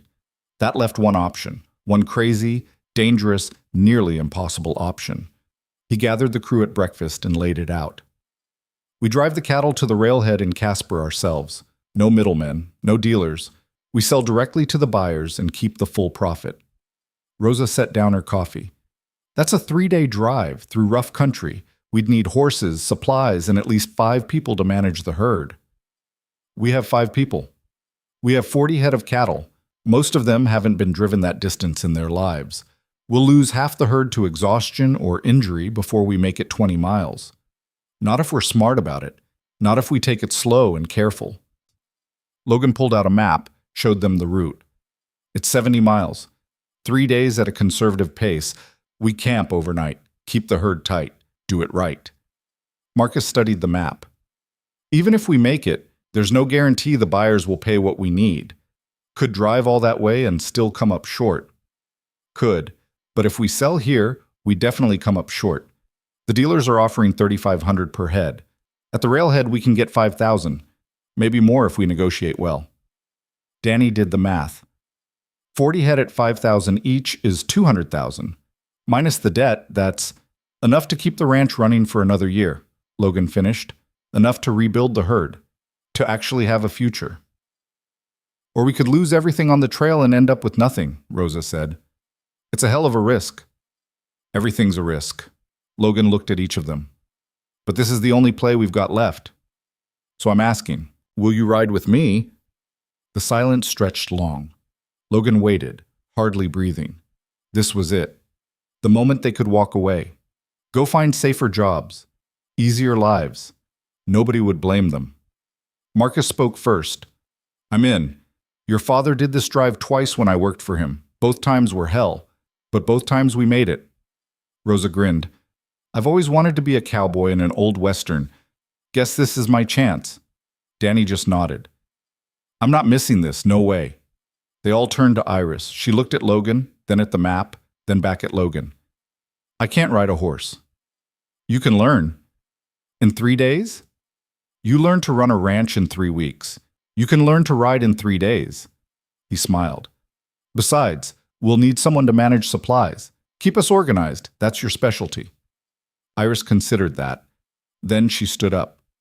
All right, let's do this insane thing. They spent the next 2 days preparing. Marcus and Rosa worked with the cattle, getting them used to moving as a group. Danny checked and rechecked the horses, making sure they were sound. Iris put together supply lists, food, water, medical kits, tools, everything they'd need for a 3-day journey through country that could kill them in a dozen different ways. And Logan tried not to think about all the things that could go wrong. The FBI agent showed up on the second day. 2 of them in an unmarked car parking at the end of the drive. Martinez had been true to her word. They'd have protection. Though what good 2 agents could do against a coordinated attack, Logan didn't want to consider. On the morning of the 3rd day, they were ready. 40 head of cattle, 5 horses, enough supplies to last a week if necessary. The route mapped out. The railhead contacted. Everything as prepared as it could be. Logan stood at the gate, looking back at the ranch, at the house where his father had died, at the barn where he'd spent his childhood learning to work, at the land that had been in his family for 30 years and might not be his much longer. Second thoughts? Iris asked. She was on a horse, barely. Marcus had given her the oldest, gentlest mare they had, and she still looked terrified. About 100 of them. Want to back out? Logan thought about it, really thought about it. They could call this off right now, accept defeat, sign the foreclosure papers, walk away. But he thought about Hale sitting in his mansion, smiling that empty smile. About Robert Finch dying in a burning barn. About his father's voice saying a Hayes doesn't quit. No, he said. We're doing this. Marcus rode up, checking his saddle one more time. FBI's in position. They'll follow at a distance. Keep an eye out for trouble. And if trouble finds us anyway, then we handle it like we've been handling everything else. Marcus smiled. By being too stubborn to die. Rosa and Danny were already moving the herd out, whistling and calling, getting the cattle moving. The animals were nervous. They could sense something different was happening. But they moved, slowly at first, then with more confidence as the drive began. Logan swung up into his saddle, felt the familiar weight of the rifle across his back, looked at his crew, his family really, the people who'd stuck with him through everything. All right, he said, let's go save a ranch. They rode out as the sun cleared the horizon, painting the grassland gold and red. 40 head of cattle, 5 riders, and enough hope to maybe, just maybe, make this work. Behind them, the ranch grew smaller. Ahead, 70 miles of rough country waited. And somewhere between here and there, Victor Hale's next move was coming. But for now, they were moving forward, fighting back, refusing to quit. And that was enough. The first 10 miles were almost easy. The cattle moved well, following the creek bed north like they'd done it 100 times before. The weather held. Cool morning air, clear skies, just enough breeze to keep the flies from getting too aggressive. Rosa and Danny rode point, keeping the herd together. Marcus took the left flank, Logan took the right, and Iris brought up the rear on her nervous mare, clutching the reins like they might save her life. By noon, Logan's optimism was starting to fade. 3 cattle had already tried to break away, forcing Rosa to chase them down through brush that tore at her jeans. One of Danny's stirrups had broken, nearly throwing him, and Iris had fallen off her horse twice, once into soft grass, once into a mud puddle that left her soaking and cursing. They stopped for lunch by a stand of cottonwoods, letting the cattle graze and rest. Logan walked the herd, checking for injuries or signs of exhaustion. So far, they'd been lucky. But 70 miles was a long way, and luck had a way of running out. Marcus came over, chewing on jerky. "How you holding up?" "Ask me tonight. The herd's doing better than I expected. Only lost one so far." Logan's head snapped up. "What?" "That yearling with the bad leg. Noticed it about an hour ago. Couldn't keep pace. Had to leave it behind." "Damn it!" One head was close to $3,000 they couldn't afford to lose. "Should have checked them more carefully before we left." "Wouldn't have mattered. Some things you don't see until they're under stress." Marcus took another bite of jerky. "We knew we'd lose some. That's the gamble." Logan knew he was right, but knowing didn't make it easier to accept. They pushed on through the afternoon, following the old cattle trail his father had used. The land rose and fell in long swells, grass giving way to scrub brush and scattered rock. The sun beat down harder.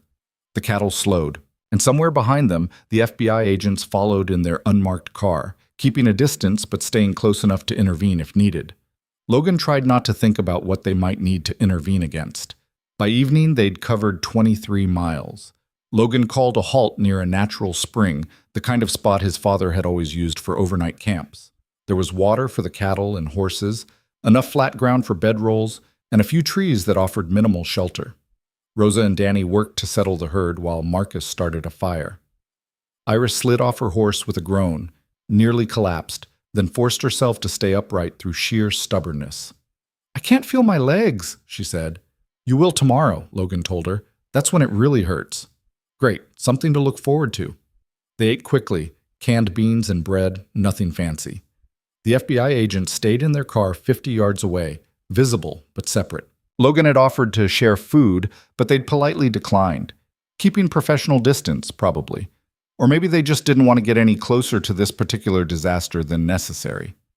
As darkness fell, they set up a watch rotation. Marcus would take first shift, then Rosa, then Logan. Danny and Iris were exempt. Danny because he'd been working hardest with the herd, Iris because she could barely walk.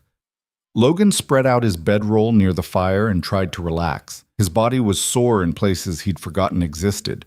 His hands were blistered from the rains, and his mind wouldn't stop cataloging everything that could still go wrong. Iris limped over and sat down beside him. "You think we'll make it?" "I don't know." "Honest answer. I appreciate that." She stared into the fire. "I've been thinking about what happens if we don't, if we lose cattle, if we can't sell them for enough, if this whole thing fails." "Then we fail, and we deal with it." "How?"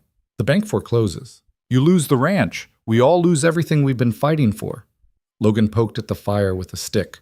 "My father used to say that land doesn't really belong to anyone. We're just borrowing it for a while, taking care of it until someone else takes over."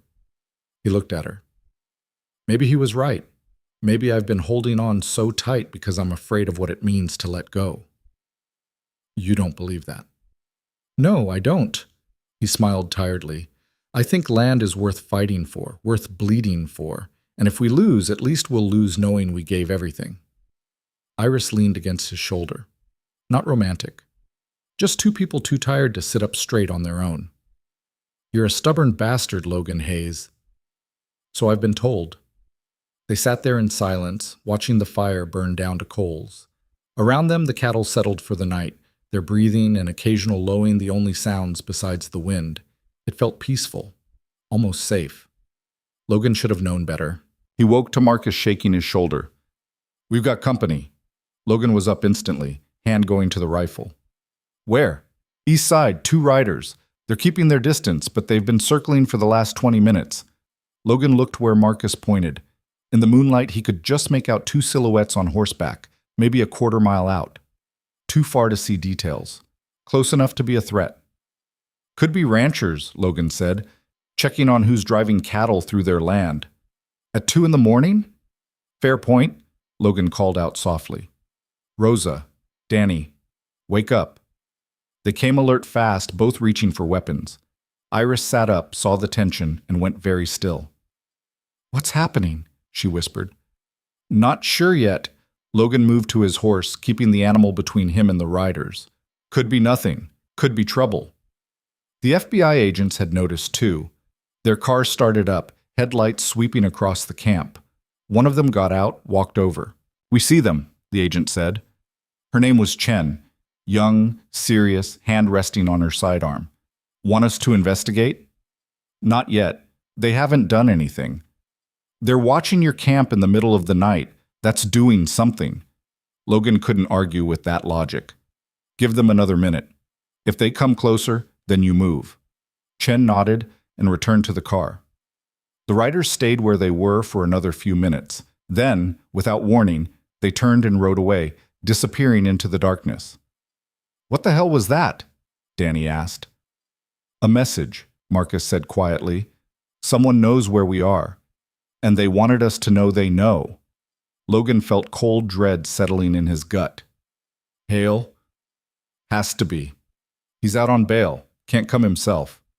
But he can send people to watch, to wait. Marcus checked his rifle.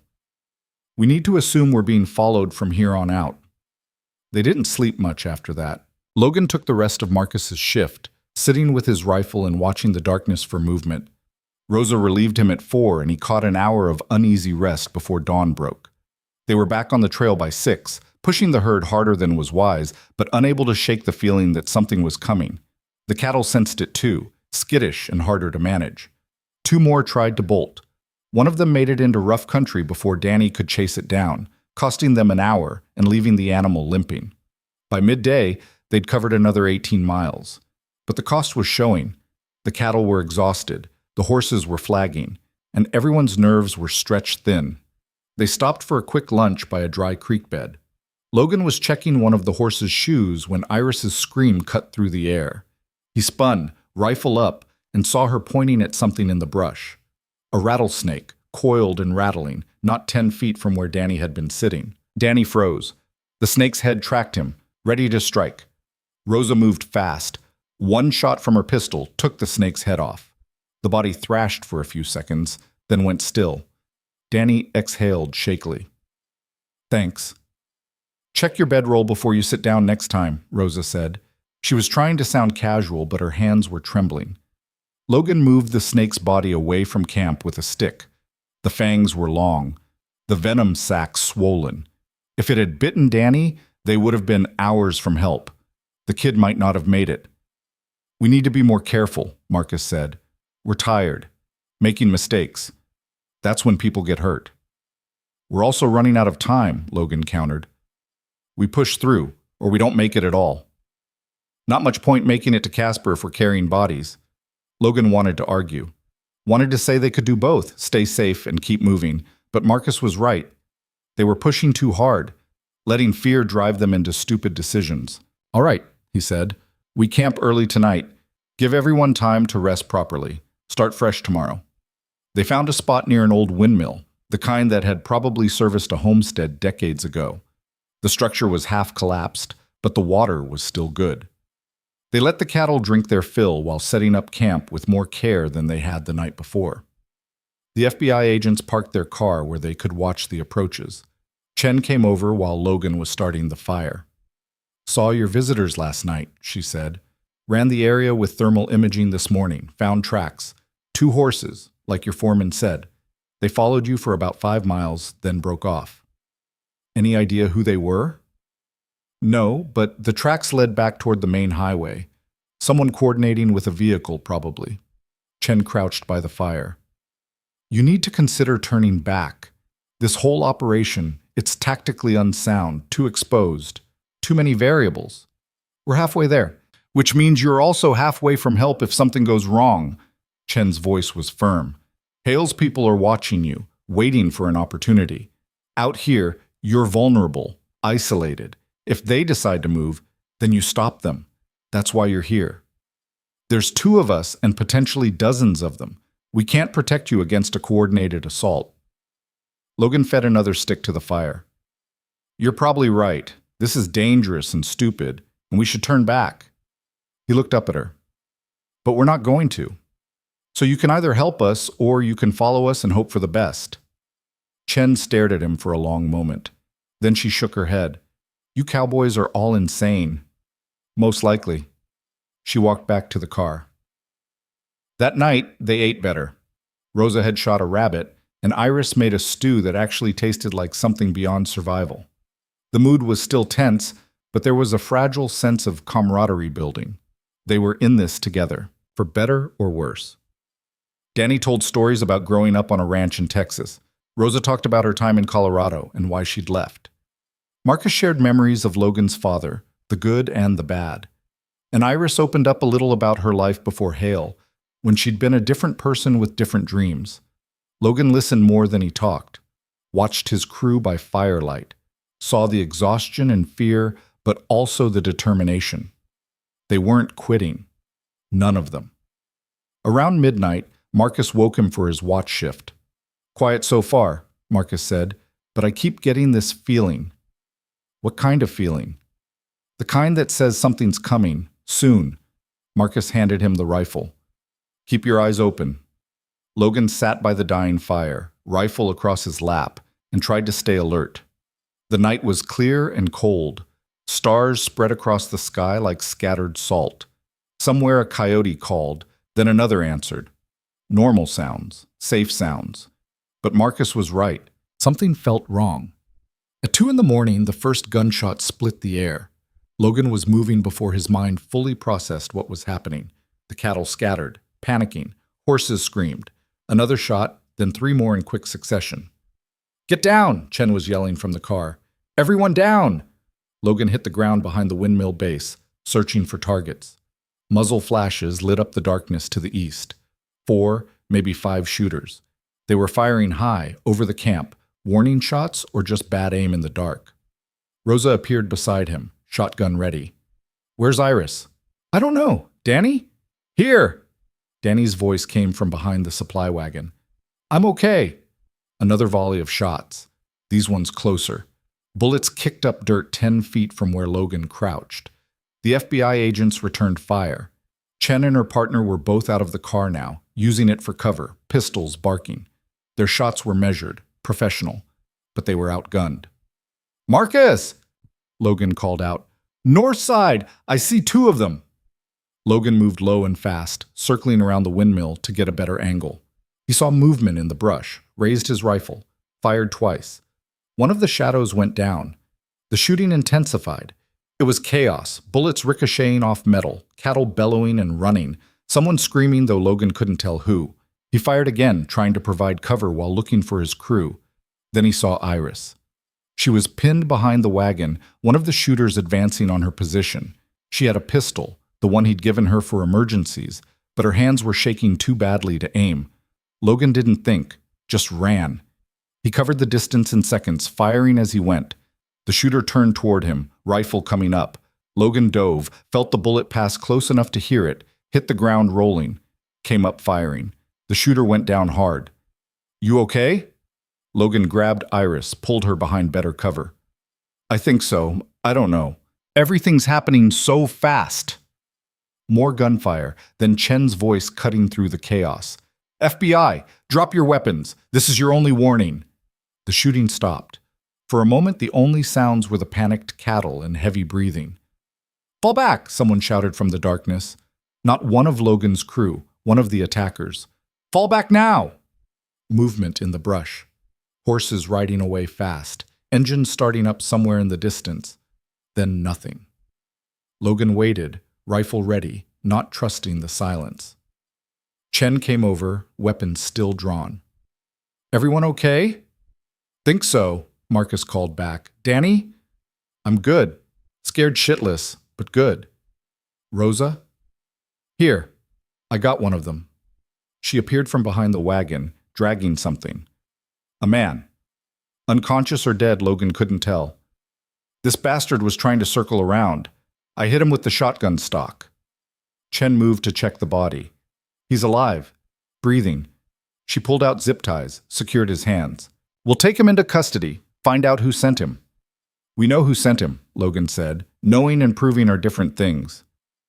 Chen stood up, looked at the chaos around them. You've got cattle scattered across half a mile. Horses spooked. And we just had a firefight in the middle of nowhere. You still want to keep going? Logan looked at his crew, at Iris, pale and shaking, at Danny, trying to look brave and failing, at Rosa, blood on her knuckles from hitting the attacker, at Marcus, old and tired and still standing. Yeah, he said, we keep going. It took until dawn to round up the cattle. They'd lost 6 head in the chaos, just gone, scattered too far to find or injured in the stampede. That was $18,000 that wouldn't be there when they reached Casper. The math was getting tighter. The FBI agents called for backup. 2 more cars arrived by sunrise, along with local law enforcement. They took the captured attacker away in handcuffs. He wouldn't talk, wouldn't give them anything, but Chen promised they'd make him eventually. We're increasing your security detail, she told Logan. 4 agents from here to Casper. No arguments. Logan didn't argue. He was too tired. They pushed on at mid-morning, later than they'd wanted, but earlier than was probably smart. 34 head of cattle now. 31 miles still to go. And every mile feeling heavier than the last. Iris rode beside Logan, silent and withdrawn. She hadn't said much since the attack. Just followed orders, did her job, kept her thoughts locked down. You want to talk about it? Logan asked. About what? Nearly dying? Watching people shoot at us? Realizing that hail will never stop? She laughed, bitter and sharp. What's there to talk about? We survived. This time. What about next time? What about when they don't use warning shots? Iris's voice cracked. How many more attacks can we take before someone actually dies? Logan didn't have an answer to that. Because she was right. They'd gotten lucky. The shooters had been trying to scare them, not kill them. But that could change. Would change if Hale decided the gloves needed to come off. You can leave, he said quietly.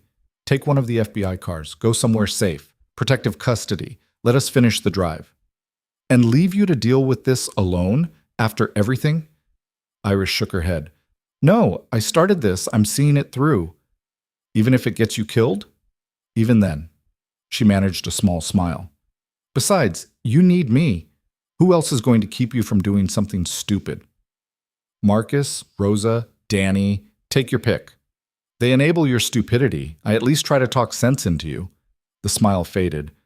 We're really doing this, aren't we? Pushing all the way to Casper no matter what. Unless you've got a better idea. I don't. That's what scares me.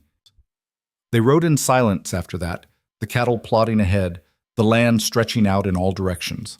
The FBI cars followed at a distance, 4 agents now instead of 2. More protection, but also more witnesses to whatever came next. By evening, they'd covered another 20 miles, 11 miles to go. One more day if the weather held and nothing else went wrong. Logan tried not to think about all the things that could still go wrong. They camped that night with military precision. The FBI agents set up a perimeter. Marcus and Rosa took turns on watch. Danny checked every inch of ground for snakes, scorpions, anything that could hurt them. And Iris organized supplies with the grim efficiency of someone preparing for war.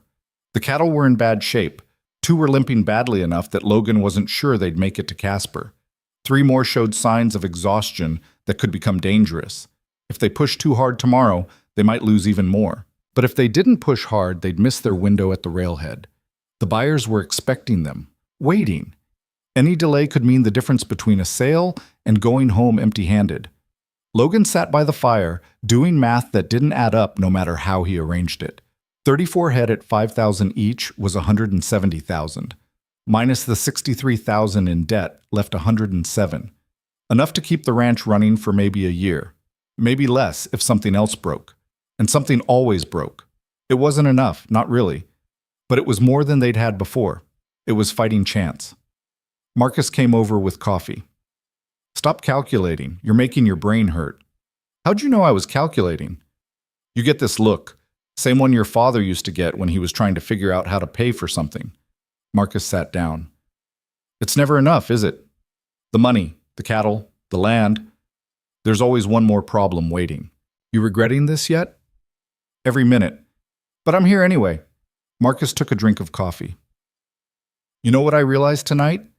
Win or lose, this is the most alive I've felt in years.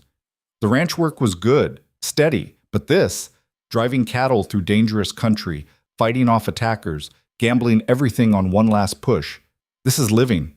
Logan looked at his old foreman. You're as crazy as I am. Probably, but at least we're crazy together. Rosa joined them, dropping down by the fire with a groan. I'm too old for this shit. You're 32, Logan said. Yeah, well, I feel 60. She stretched, joints popping. Danny's asleep. Kid's got the right idea. We should all crash early. Tomorrow's going to be hell. Tomorrow's the finish line, Logan corrected. That's what I said. Hell. Iris came over last, carrying a pot of something that steamed. Made stew. Eat it before it gets cold.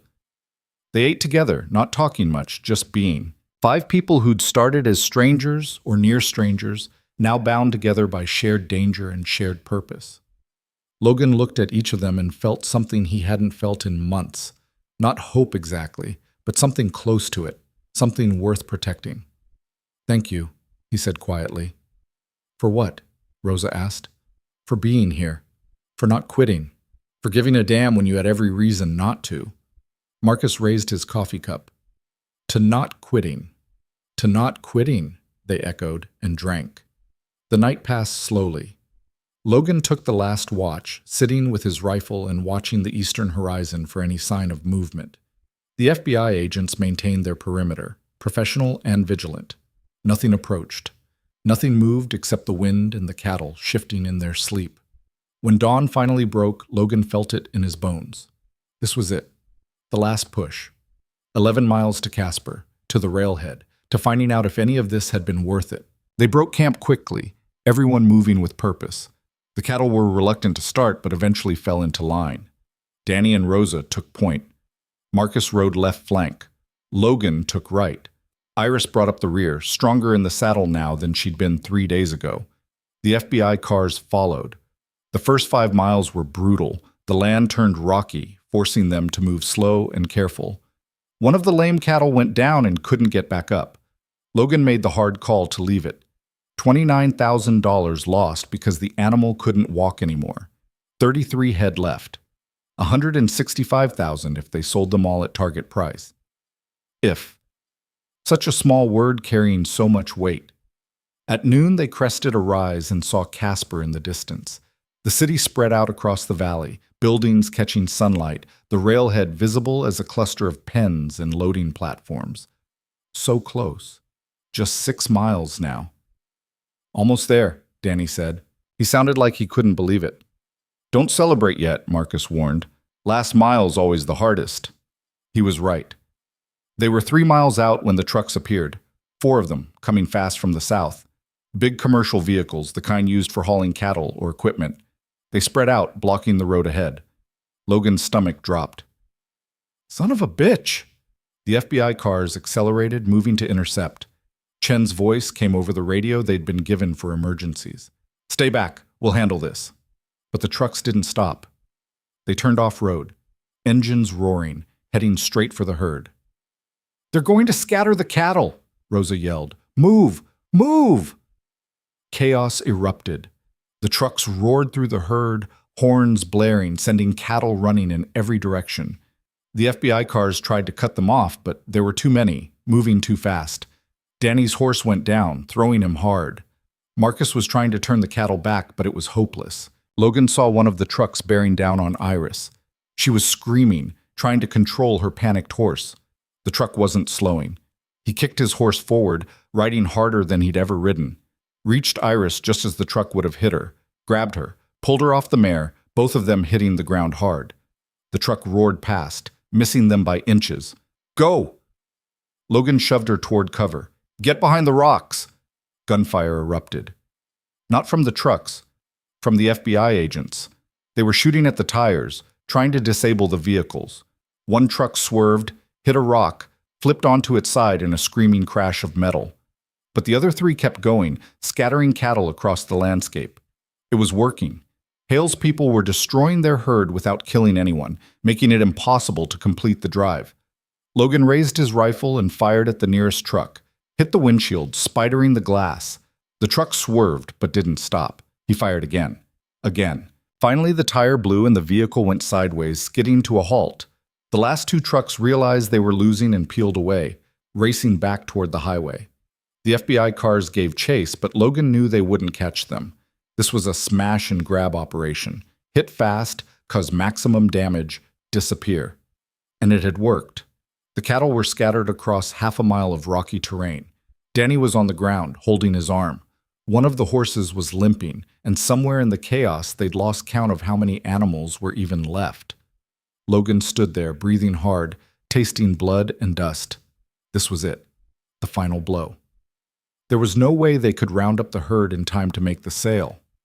No way to salvage this. They'd lost.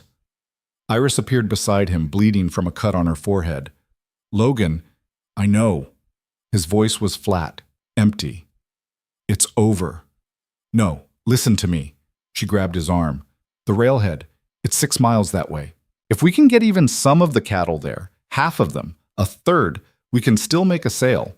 It won't be what we planned, but it's something. We don't have time to round them up." "Then we don't round them up. We grab the ones we can reach and we run them straight there, now, before Hale's people come back." Logan looked at her, at the determination in her eyes, at the blood on her face and the set of her jaw.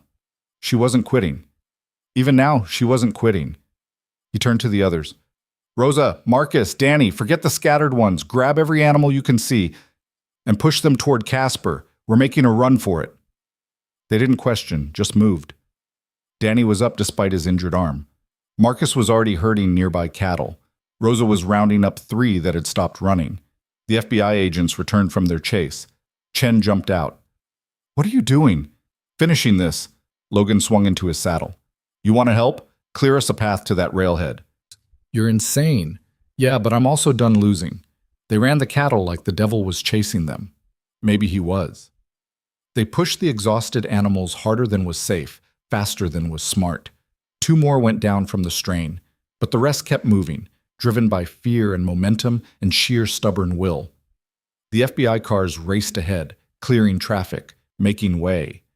People stopped to stare at the spectacle. 5 riders pushing a panicked herd through the outskirts of Casper like something out of an old western. And then, impossibly, they were there. The railhead, the loading pens, buyers and handlers staring in shock as a thundering mass of cattle and riders came pouring into their facility. Logan pulled up, breathing hard. Started counting. 28 head. That's all that made it. 28 out of the 40 they'd started with. 140,000 at best. 77 after paying off the debt. Not enough. Not nearly enough to save the ranch for more than a few months. But they'd made it. Against everything. Against all odds. They'd made it. A man in a suit approached, clipboard in hand. "You Logan Hayes?" "That's me." "You're late, and your cattle look like hell." The man studied them, then shrugged. "But a sale's a sale. Let's get them weighed and assessed." It took 2 hours to process everything. The cattle were weighed, inspected, graded. Logan watched the numbers come in, each one feeling like a punch to the gut. The animals were underweight from the drive, stressed, several graded lower than expected. The final offer came in at $4,000 per head. 28 head. 112,000 total. Logan stared at the number. After paying the debt, they'd have 49,000 left. Maybe enough to keep the ranch running for 6 months. Maybe. He thought about saying no, about demanding more, about fighting for every last dollar. But he was so damn tired, and 49,000 was 49,000 more than they'd had this morning, when it looked like they'd lose everything. "Deal," he said. The buyer nodded. "I'll have the paperwork drawn up. Payment will be processed tomorrow." Logan walked outside, found his crew waiting. They looked as exhausted as he felt. Iris had gotten her head wound cleaned and bandaged. Danny's arm was in a sling. Marcus was holding his back like it might give out any second. Rosa was sitting on the ground, too tired to stand. "Well?" Marcus asked. 112,000, 49 after the debt. Nobody celebrated. They'd fought too hard to feel like winning, but nobody looked defeated either. They'd done the impossible, made it 70 miles through hell and come out the other side. "We should get drunk," Rosa said finally. "We should get sleep," Marcus countered. "We should get both," Danny added. Logan looked at Iris. She was staring back toward the road they'd come from, toward everything they'd left behind to get here. "What are you thinking?" he asked. "I'm thinking we just saved your ranch for 6 months." She turned to him. "Now what?" "Now we go home. We rebuild. We figure out the next move." Logan felt something settling in his chest. Not victory, not defeat, just determination. "We keep fighting." "For how long?" "As long as it takes." Iris smiled, tired and bloody and beautiful. "All right then, let's go home." They loaded into the trucks Chen had arranged for them. The FBI was giving them a ride back to the ranch, along with continued protection until the trial. The cattle were gone. The money was being transferred. And somehow, impossibly, they were still standing. As they drove away from Casper, Logan looked back one more time, at the railhead, at the end of their desperate gamble, at the city that had almost been their salvation or their grave. He thought about his father, about everything Thomas Hayes had sacrificed for that land, and he made a promise to the old man's memory. They weren't done fighting, not by a long shot. Whatever came next, they'd face it together, and they wouldn't quit. The ranch looked different when they got back. Maybe it was just exhaustion playing tricks on Logan's eyes, but the place seemed smaller somehow, more fragile. Like the 3 days they'd been gone had aged it 10 years. The barn needed paint, the fence sagged in places, the house looked tired under the afternoon sun. Or maybe he was just seeing it clearly for the first time in months. The FBI trucks pulled into the yard and everyone climbed out slowly, bodies protesting every movement. Chen had arranged for additional agents to sweep the property before they arrived, making sure Hale's people hadn't left any surprises. The all-clear had come through 20 minutes ago, but Logan still felt his hand drift toward the rifle as he walked toward the house. "I need a shower that lasts about 6 hours, Rosa said, limping toward the bunkhouse. "I need a bed that doesn't move," Danny added, cradling his slung arm. Marcus just headed for the barn without a word. Logan knew he'd check every animal, every piece of equipment, every inch of the place before he'd let himself rest. Some habits ran too deep to break. Iris stood beside the truck, staring at the house like she was seeing it for the first time too, or maybe the last time. "You okay?" Logan asked. "I don't know what I am." She touched the bandage on her forehead. 3 days ago we left here with a plan. A terrible plan, but a plan. Now we're back and I can't figure out if we won or lost. We survived. That's something. Is it? We still owe the bank. We still have Hale coming after us. We still have 6 months before we're right back where we started. Iris's voice was flat, hollowed out. What did we actually accomplish? Logan wanted to argue, wanted to point out everything they'd overcome. But standing there in the yard, looking at the ranch that was still dying just slower now, he couldn't find the words. "We bought time," he said finally. "That's all we ever do. Buy a little more time and hope it's enough." "Is it ever?" "I don't know." Chen approached before Iris could respond. "We've set up a security detail. 2 agents on the property at all times until the trial. Cameras on all approaches. If Hale's people show up, we'll know." "For how long?" Logan asked. "As long as it takes. Could be 6 months. Could be longer if his lawyers drag it out." Chen looked tired too. This case was taking a toll on everyone. In the meantime, you should think about what happens after the trial, after Hale's convicted or acquitted. You can't live like this forever. One problem at a time. That's what everyone says right before the problems pile up and bury them. Chen handed him a card. That's a counselor, someone who works with witnesses in high-profile cases. Might help to talk to someone. Logan pocketed the card without looking at it. "Thanks." Chen left to coordinate with her team. Logan and Iris stood there in the yard, both too tired to move, too wired to rest. "I should check the books," Iris said. "See what we're actually working with now. Tomorrow, tonight we just breathe." She nodded and headed inside. Logan walked to the barn, found Marcus running his hands over one of the horses. The animal had a gash on its flank from the truck attack, already cleaned and bandaged, but still angry-looking. "How bad?" Logan asked. "She'll heal. They all will, given time." Marcus didn't look up from his work. "We were lucky. Could have lost all the horses. Could have lost people." "Yeah. You did good out there. Your father would have been proud." Logan felt something crack in his chest. My father would have figured out a way to save the whole herd, would have sold them for more, would have come back with enough money to save the ranch for years, not months. Your father would have gotten himself killed trying. Marcus finally looked at him. Thomas Hayes was a good man, great rancher, but he didn't know when to stop pushing, didn't know when the fight was costing more than it was worth. He moved to the next horse, checking its legs. You're smarter than he was. You know when to fold and when to push. That's why you're still alive. I don't feel smart. I feel like I'm drowning and calling it swimming. Welcome to ranching. Marcus smiled slightly. It's always been drowning. The trick is staying afloat long enough to catch your breath. They worked in silence for a while, tending to the horses, putting away gear, doing the familiar tasks that grounded them both. By the time they finished, the sun was setting and Logan's body was screaming for rest. He found Iris in the kitchen making soup. Real soup, not the canned stuff they'd been surviving on. The smell of it made his stomach growl loud enough that she heard from across the room. Sit, she said. It'll be ready in 10 minutes. Logan sat, watched her work. She moved with the same focused efficiency she always had, but there was something different now. A tiredness that went deeper than physical exhaustion. You thought about what Chen said? He asked. About talking to someone? No point, I know what they'd say. That I'm traumatized, that I need to process what happened, that running from Hale and then fighting him has left psychological scars. She stirred the soup harder than necessary. Knowing it doesn't change it. Might help to talk anyway. Might? She set down the spoon, turned to face him. What happens when the money runs out, Logan? In 6 months when we're back to where we started? We figure something out. We always do. No, we got lucky, barely survived. There's a difference between figuring it out and stumbling through by sheer chance. Iris crossed her arms.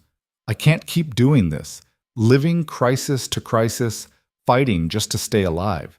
It's not sustainable. Logan felt something cold settle in his gut. What are you saying? I'm saying maybe you were right before. Maybe some things aren't worth fighting for. Maybe knowing when to let go is smarter than holding on until you destroy yourself. You don't mean that. Don't I? She looked at him with those sharp eyes, and he saw the truth there. She was breaking, slowly, but breaking. I came here to hide, to buy time before I had to face Hale. Then I stayed because I thought maybe I could help save something, make a difference. But we didn't save anything. We just delayed the inevitable. We saved each other. We built something here, a crew, a family. For how long? Until the next attack? Until someone actually dies? Iris's voice cracked. I watched you almost get killed 3 times in 3 days. Watched Danny get thrown from a horse. Watched bullets fly and trucks try to run us down. And for what? For 6 more months of the same struggle? Logan stood up, moved closer to her. You're right, it's hard. It's dangerous. It might not work, but it's ours. What we built together, that's worth something. Is it worth your life? Rose's? Danny's? Iris wiped her eyes. I don't know anymore. I used to be sure. Used to think fighting back was always the answer. Now I just feel tired. Before Logan could respond, the front door opened. Agent Chen came in looking grim. We have a problem. Logan's hand went to his hip where a gun should be. What kind of problem? The kind where Hale just posted bail for all the men we arrested, the ones who attacked you on the trail, the ones who drove the trucks. Chen pulled out her phone, showed them a news article.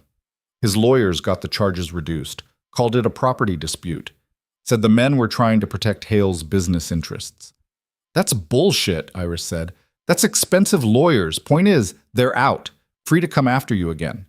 Chen looked between them. I need you to seriously consider protective custody now, both of you, maybe the whole crew, until the trial. We just got back, Logan said. We're not leaving again. Logan, be reasonable. These men tried to kill you. They tried to scare us. There's a difference. A difference that won't matter when they escalate. Chen's voice was sharp. You think Hale's going to stop? Think his people are just going to let this go? You testified against him. You cost him his freedom. He will retaliate. Iris stepped forward. What if I testified earlier, moved up the trial date, got this over with faster? Doesn't work that way. Legal system has its own timeline. We're looking at 6 to 8 months minimum before trial. Then what are we supposed to do? Hide for 8 months? Put our lives on hold while Hale's lawyers drag this out? Chen didn't have an answer to that. They ate dinner in tense silence. Rosa and Danny joined them, both looking like they'd been run over by the trucks that had scattered the herd. Marcus came in last, moving like every joint hurt. Heard about the arrests getting dropped, he said, sitting down heavily. What's the plan? Stay alert, stay armed, stay alive. Logan passed the soup. Same as always. That's not a plan. That's hoping. You got something better? Marcus was quiet for a moment, then he said, what if we went after Hale first instead of waiting for him to come at us? Everyone stopped eating. What do you mean? Rosa asked. I mean, we know he's behind everything. The attacks, the sabotage, everything. We've got evidence. We've got testimony. What if we used it to put pressure on him, make it public, make it so expensive and damaging for him to keep coming after us that he backs off? The FBI already has all the evidence, Iris said. The FBI is bound by legal process. We're not. Marcus looked at Logan. Your lady friend at the newspaper, the one who wrote that first article. What if you gave her the whole story? Everything Hale's done, every crime, every attack. Make him defend himself in the court of public opinion while the legal system grinds forward. Logan considered it. It was risky. Could backfire. Could make Hale more desperate and dangerous. But it might also be their only offensive move in a game where they'd been playing defense since the beginning. I'll call her, he said. The reporter's name was Sarah Mitchell. She'd been trying to get an interview since the first article ran, and Logan had been dodging her calls. Now he called her back. She answered on the second ring. Mr. Hayes, I was starting to think you'd forgotten about me. Been busy staying alive. I heard about the cattle drive, about the attacks. Hell of a story. Her voice sharpened with interest. You ready to talk about it? Maybe. Depends on what you're willing to do with the information. I'm listening. Logan laid it out. Everything. Hale's criminal empire. The evidence Iris had collected. The attacks on the ranch, the cattle drive, and the trucks that had tried to stop them. The arrests and the bail reductions. All of it. When he finished, Sarah was quiet for a long moment. Then she said, That's not a story. That's a bomb. If I run this, Hale's going to come after me with everything he's got. Lawsuits, intimidation. Worse. I know. That's why I'm asking if you're willing. Are you willing to go on record? Full interview. Names, dates, details. Logan looked at Iris. She nodded slowly. Yeah, he said. We're willing. Then I'm in. When can we meet? Tomorrow. The ranch. Bring a camera crew. We'll give you everything. They spent that night preparing. Iris organized all the documents, the ones she'd already given the FBI, plus copies she'd kept hidden. Marcus and Rosa talked through their accounts of the attacks.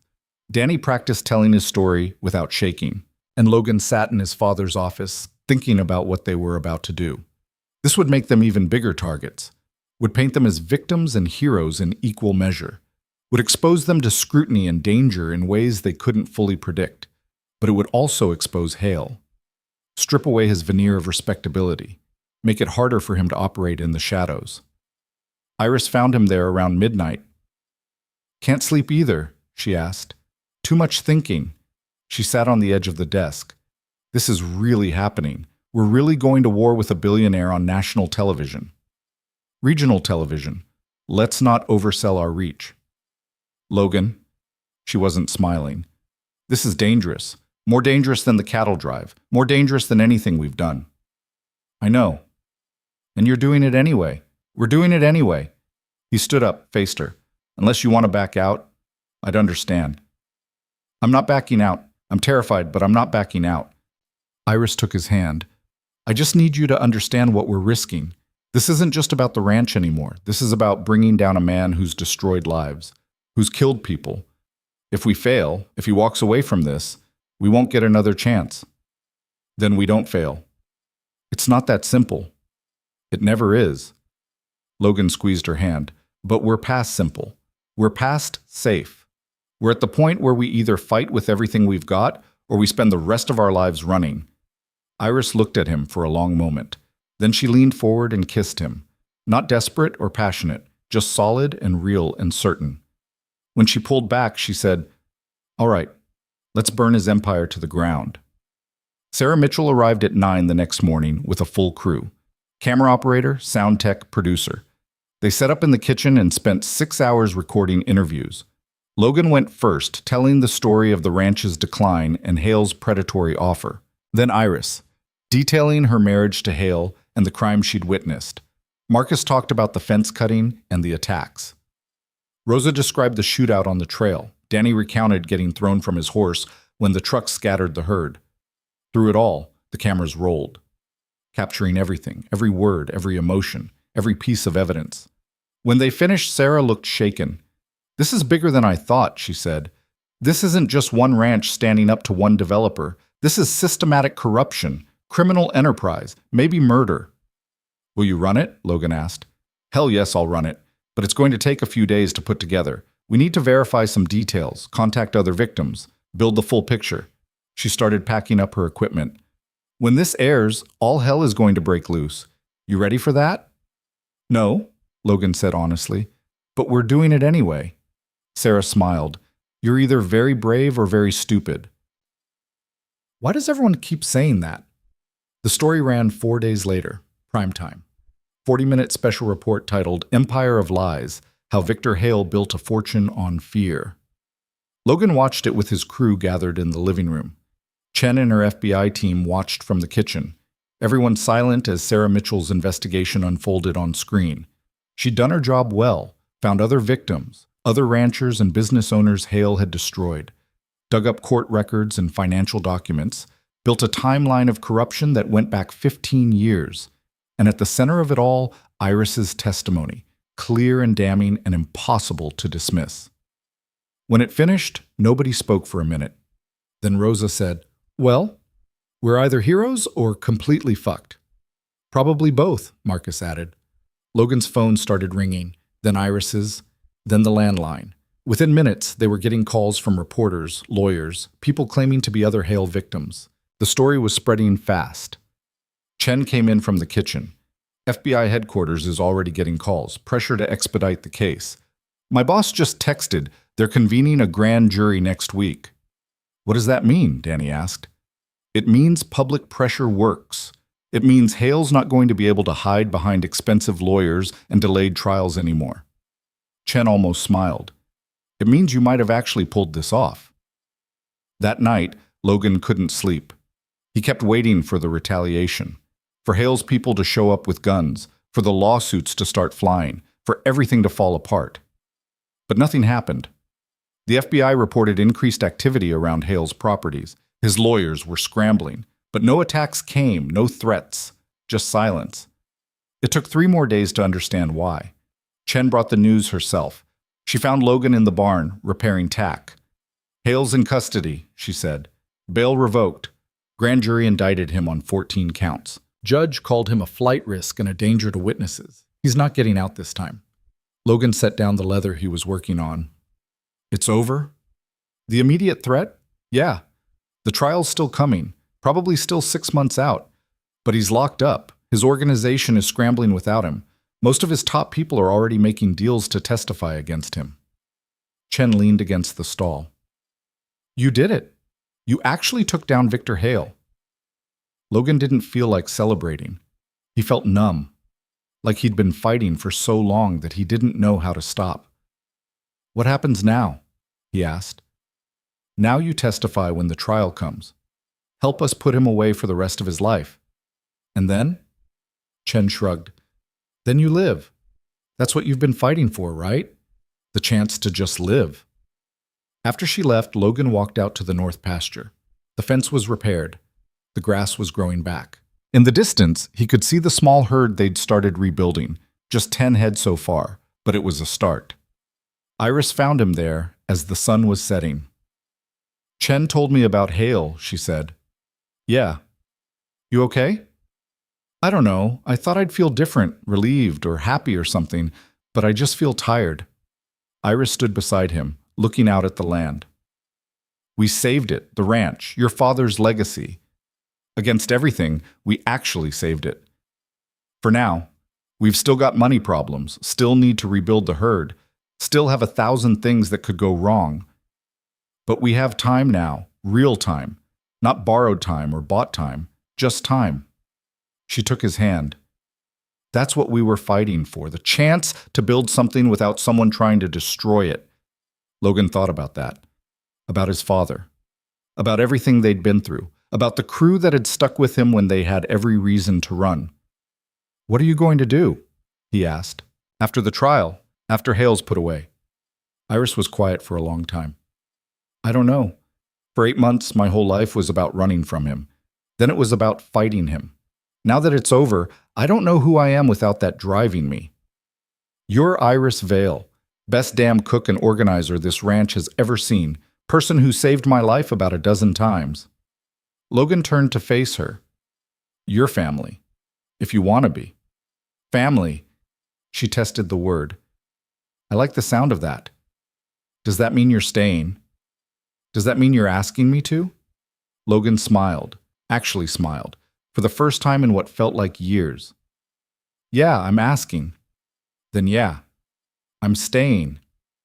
They stood there as the sun dropped below the horizon, painting the sky in shades of orange and purple.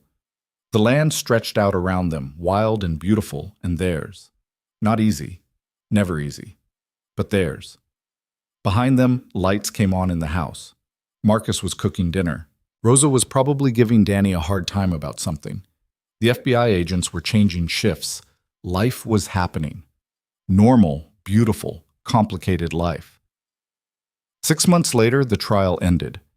Victor Hale was convicted on 12 of 14 counts. The judge sentenced him to 23 years in federal prison.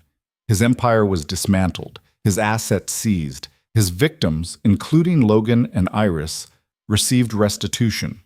The Hayes Ranch got $150,000.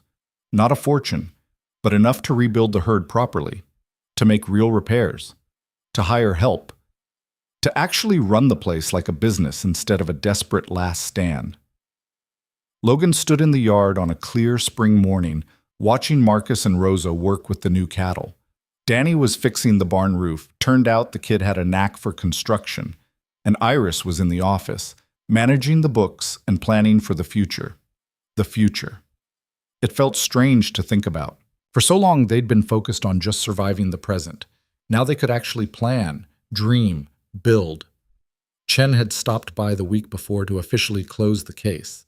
She'd brought beer and stayed for dinner, trading stories about the trial and what came after. "You ever think about what you would have done different?" she'd asked Logan. "If you could go back to that first day when Iris showed up." Logan had thought about it. "No, I wouldn't change anything. Even the hard parts, even the parts that nearly killed us. It all led here. That's either wisdom or stubbornness. Probably both." Now, standing in the yard with the morning sun on his face and the smell of coffee drifting from the house, Logan felt something he hadn't felt in years. Peace. Not perfect. Not uncomplicated, but real. Iris came out carrying 2 mugs, handed him one. "Marcus wants to know if we're buying more cattle next month or waiting until fall. What do you think?" "I think we have the money now, but I also think patience might serve us better than speed." She took a sip of coffee. "We've been rushing and gambling for months. Maybe it's time to be smart and careful." "Look at you, being the voice of reason. Someone has to be. You cowboys would bankrupt yourselves on gut instinct and optimism." Logan laughed. Actually laughed. It felt good.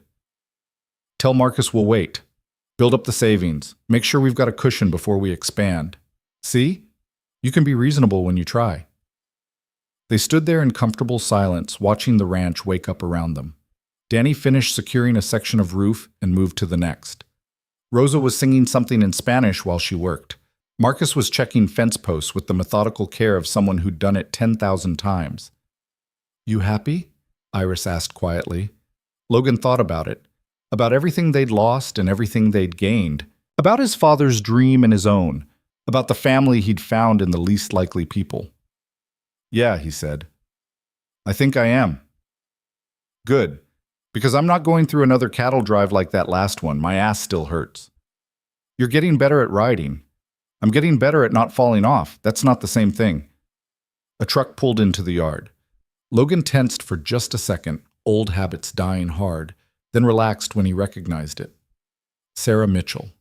She got out waving. Hope I'm not interrupting. Just having coffee. Want some? Always. She followed them into the kitchen, accepted a mug from Iris. I'm doing a follow-up story. 1 year later, how are the victims of Hale's Empire doing? Thought you might want to be part of it. We're doing all right, Logan said.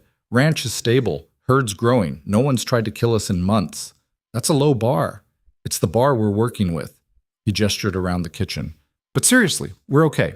Better than okay, we're building something that might actually last. Sarah made some notes. And you two? I couldn't help but notice some chemistry in my last interview.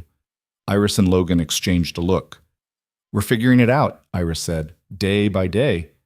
That's all anyone can do. Sarah finished her coffee. I'll let you get back to your morning. Just wanted to check in, see the happy ending with my own eyes. After she left, Logan and Iris went back outside. The sun was higher now, warming the air. Spring was turning into summer. The grass was green. The cattle were healthy. The future was uncertain, but possible. You think this is the happy ending? Iris asked. Or just another beginning? Does it matter? I guess not. She leaned against him. As long as we're here, as long as we keep fighting for it. Always. They stood there together, watching their crew work, watching their land breathe and grow. The ranch that had almost died. The dream that had almost ended. The family that had been built from strangers and desperation and stubborn refusal to quit. It wasn't perfect. The money would get tight again. The work would be hard. There would be storms and setbacks and moments of doubt, but they'd face it together, the way they'd faced everything else. Marcus called out something about moving cattle to the east pasture. Rosa yelled back something sarcastic. Danny laughed from the roof. Normal sounds, working sounds, home sounds. Logan took Iris's hand and squeezed once. She squeezed back. And together, they walked toward the barn to start another day of building the life they'd fought so hard to keep. Not because it was easy, not because it was guaranteed, but because it was theirs.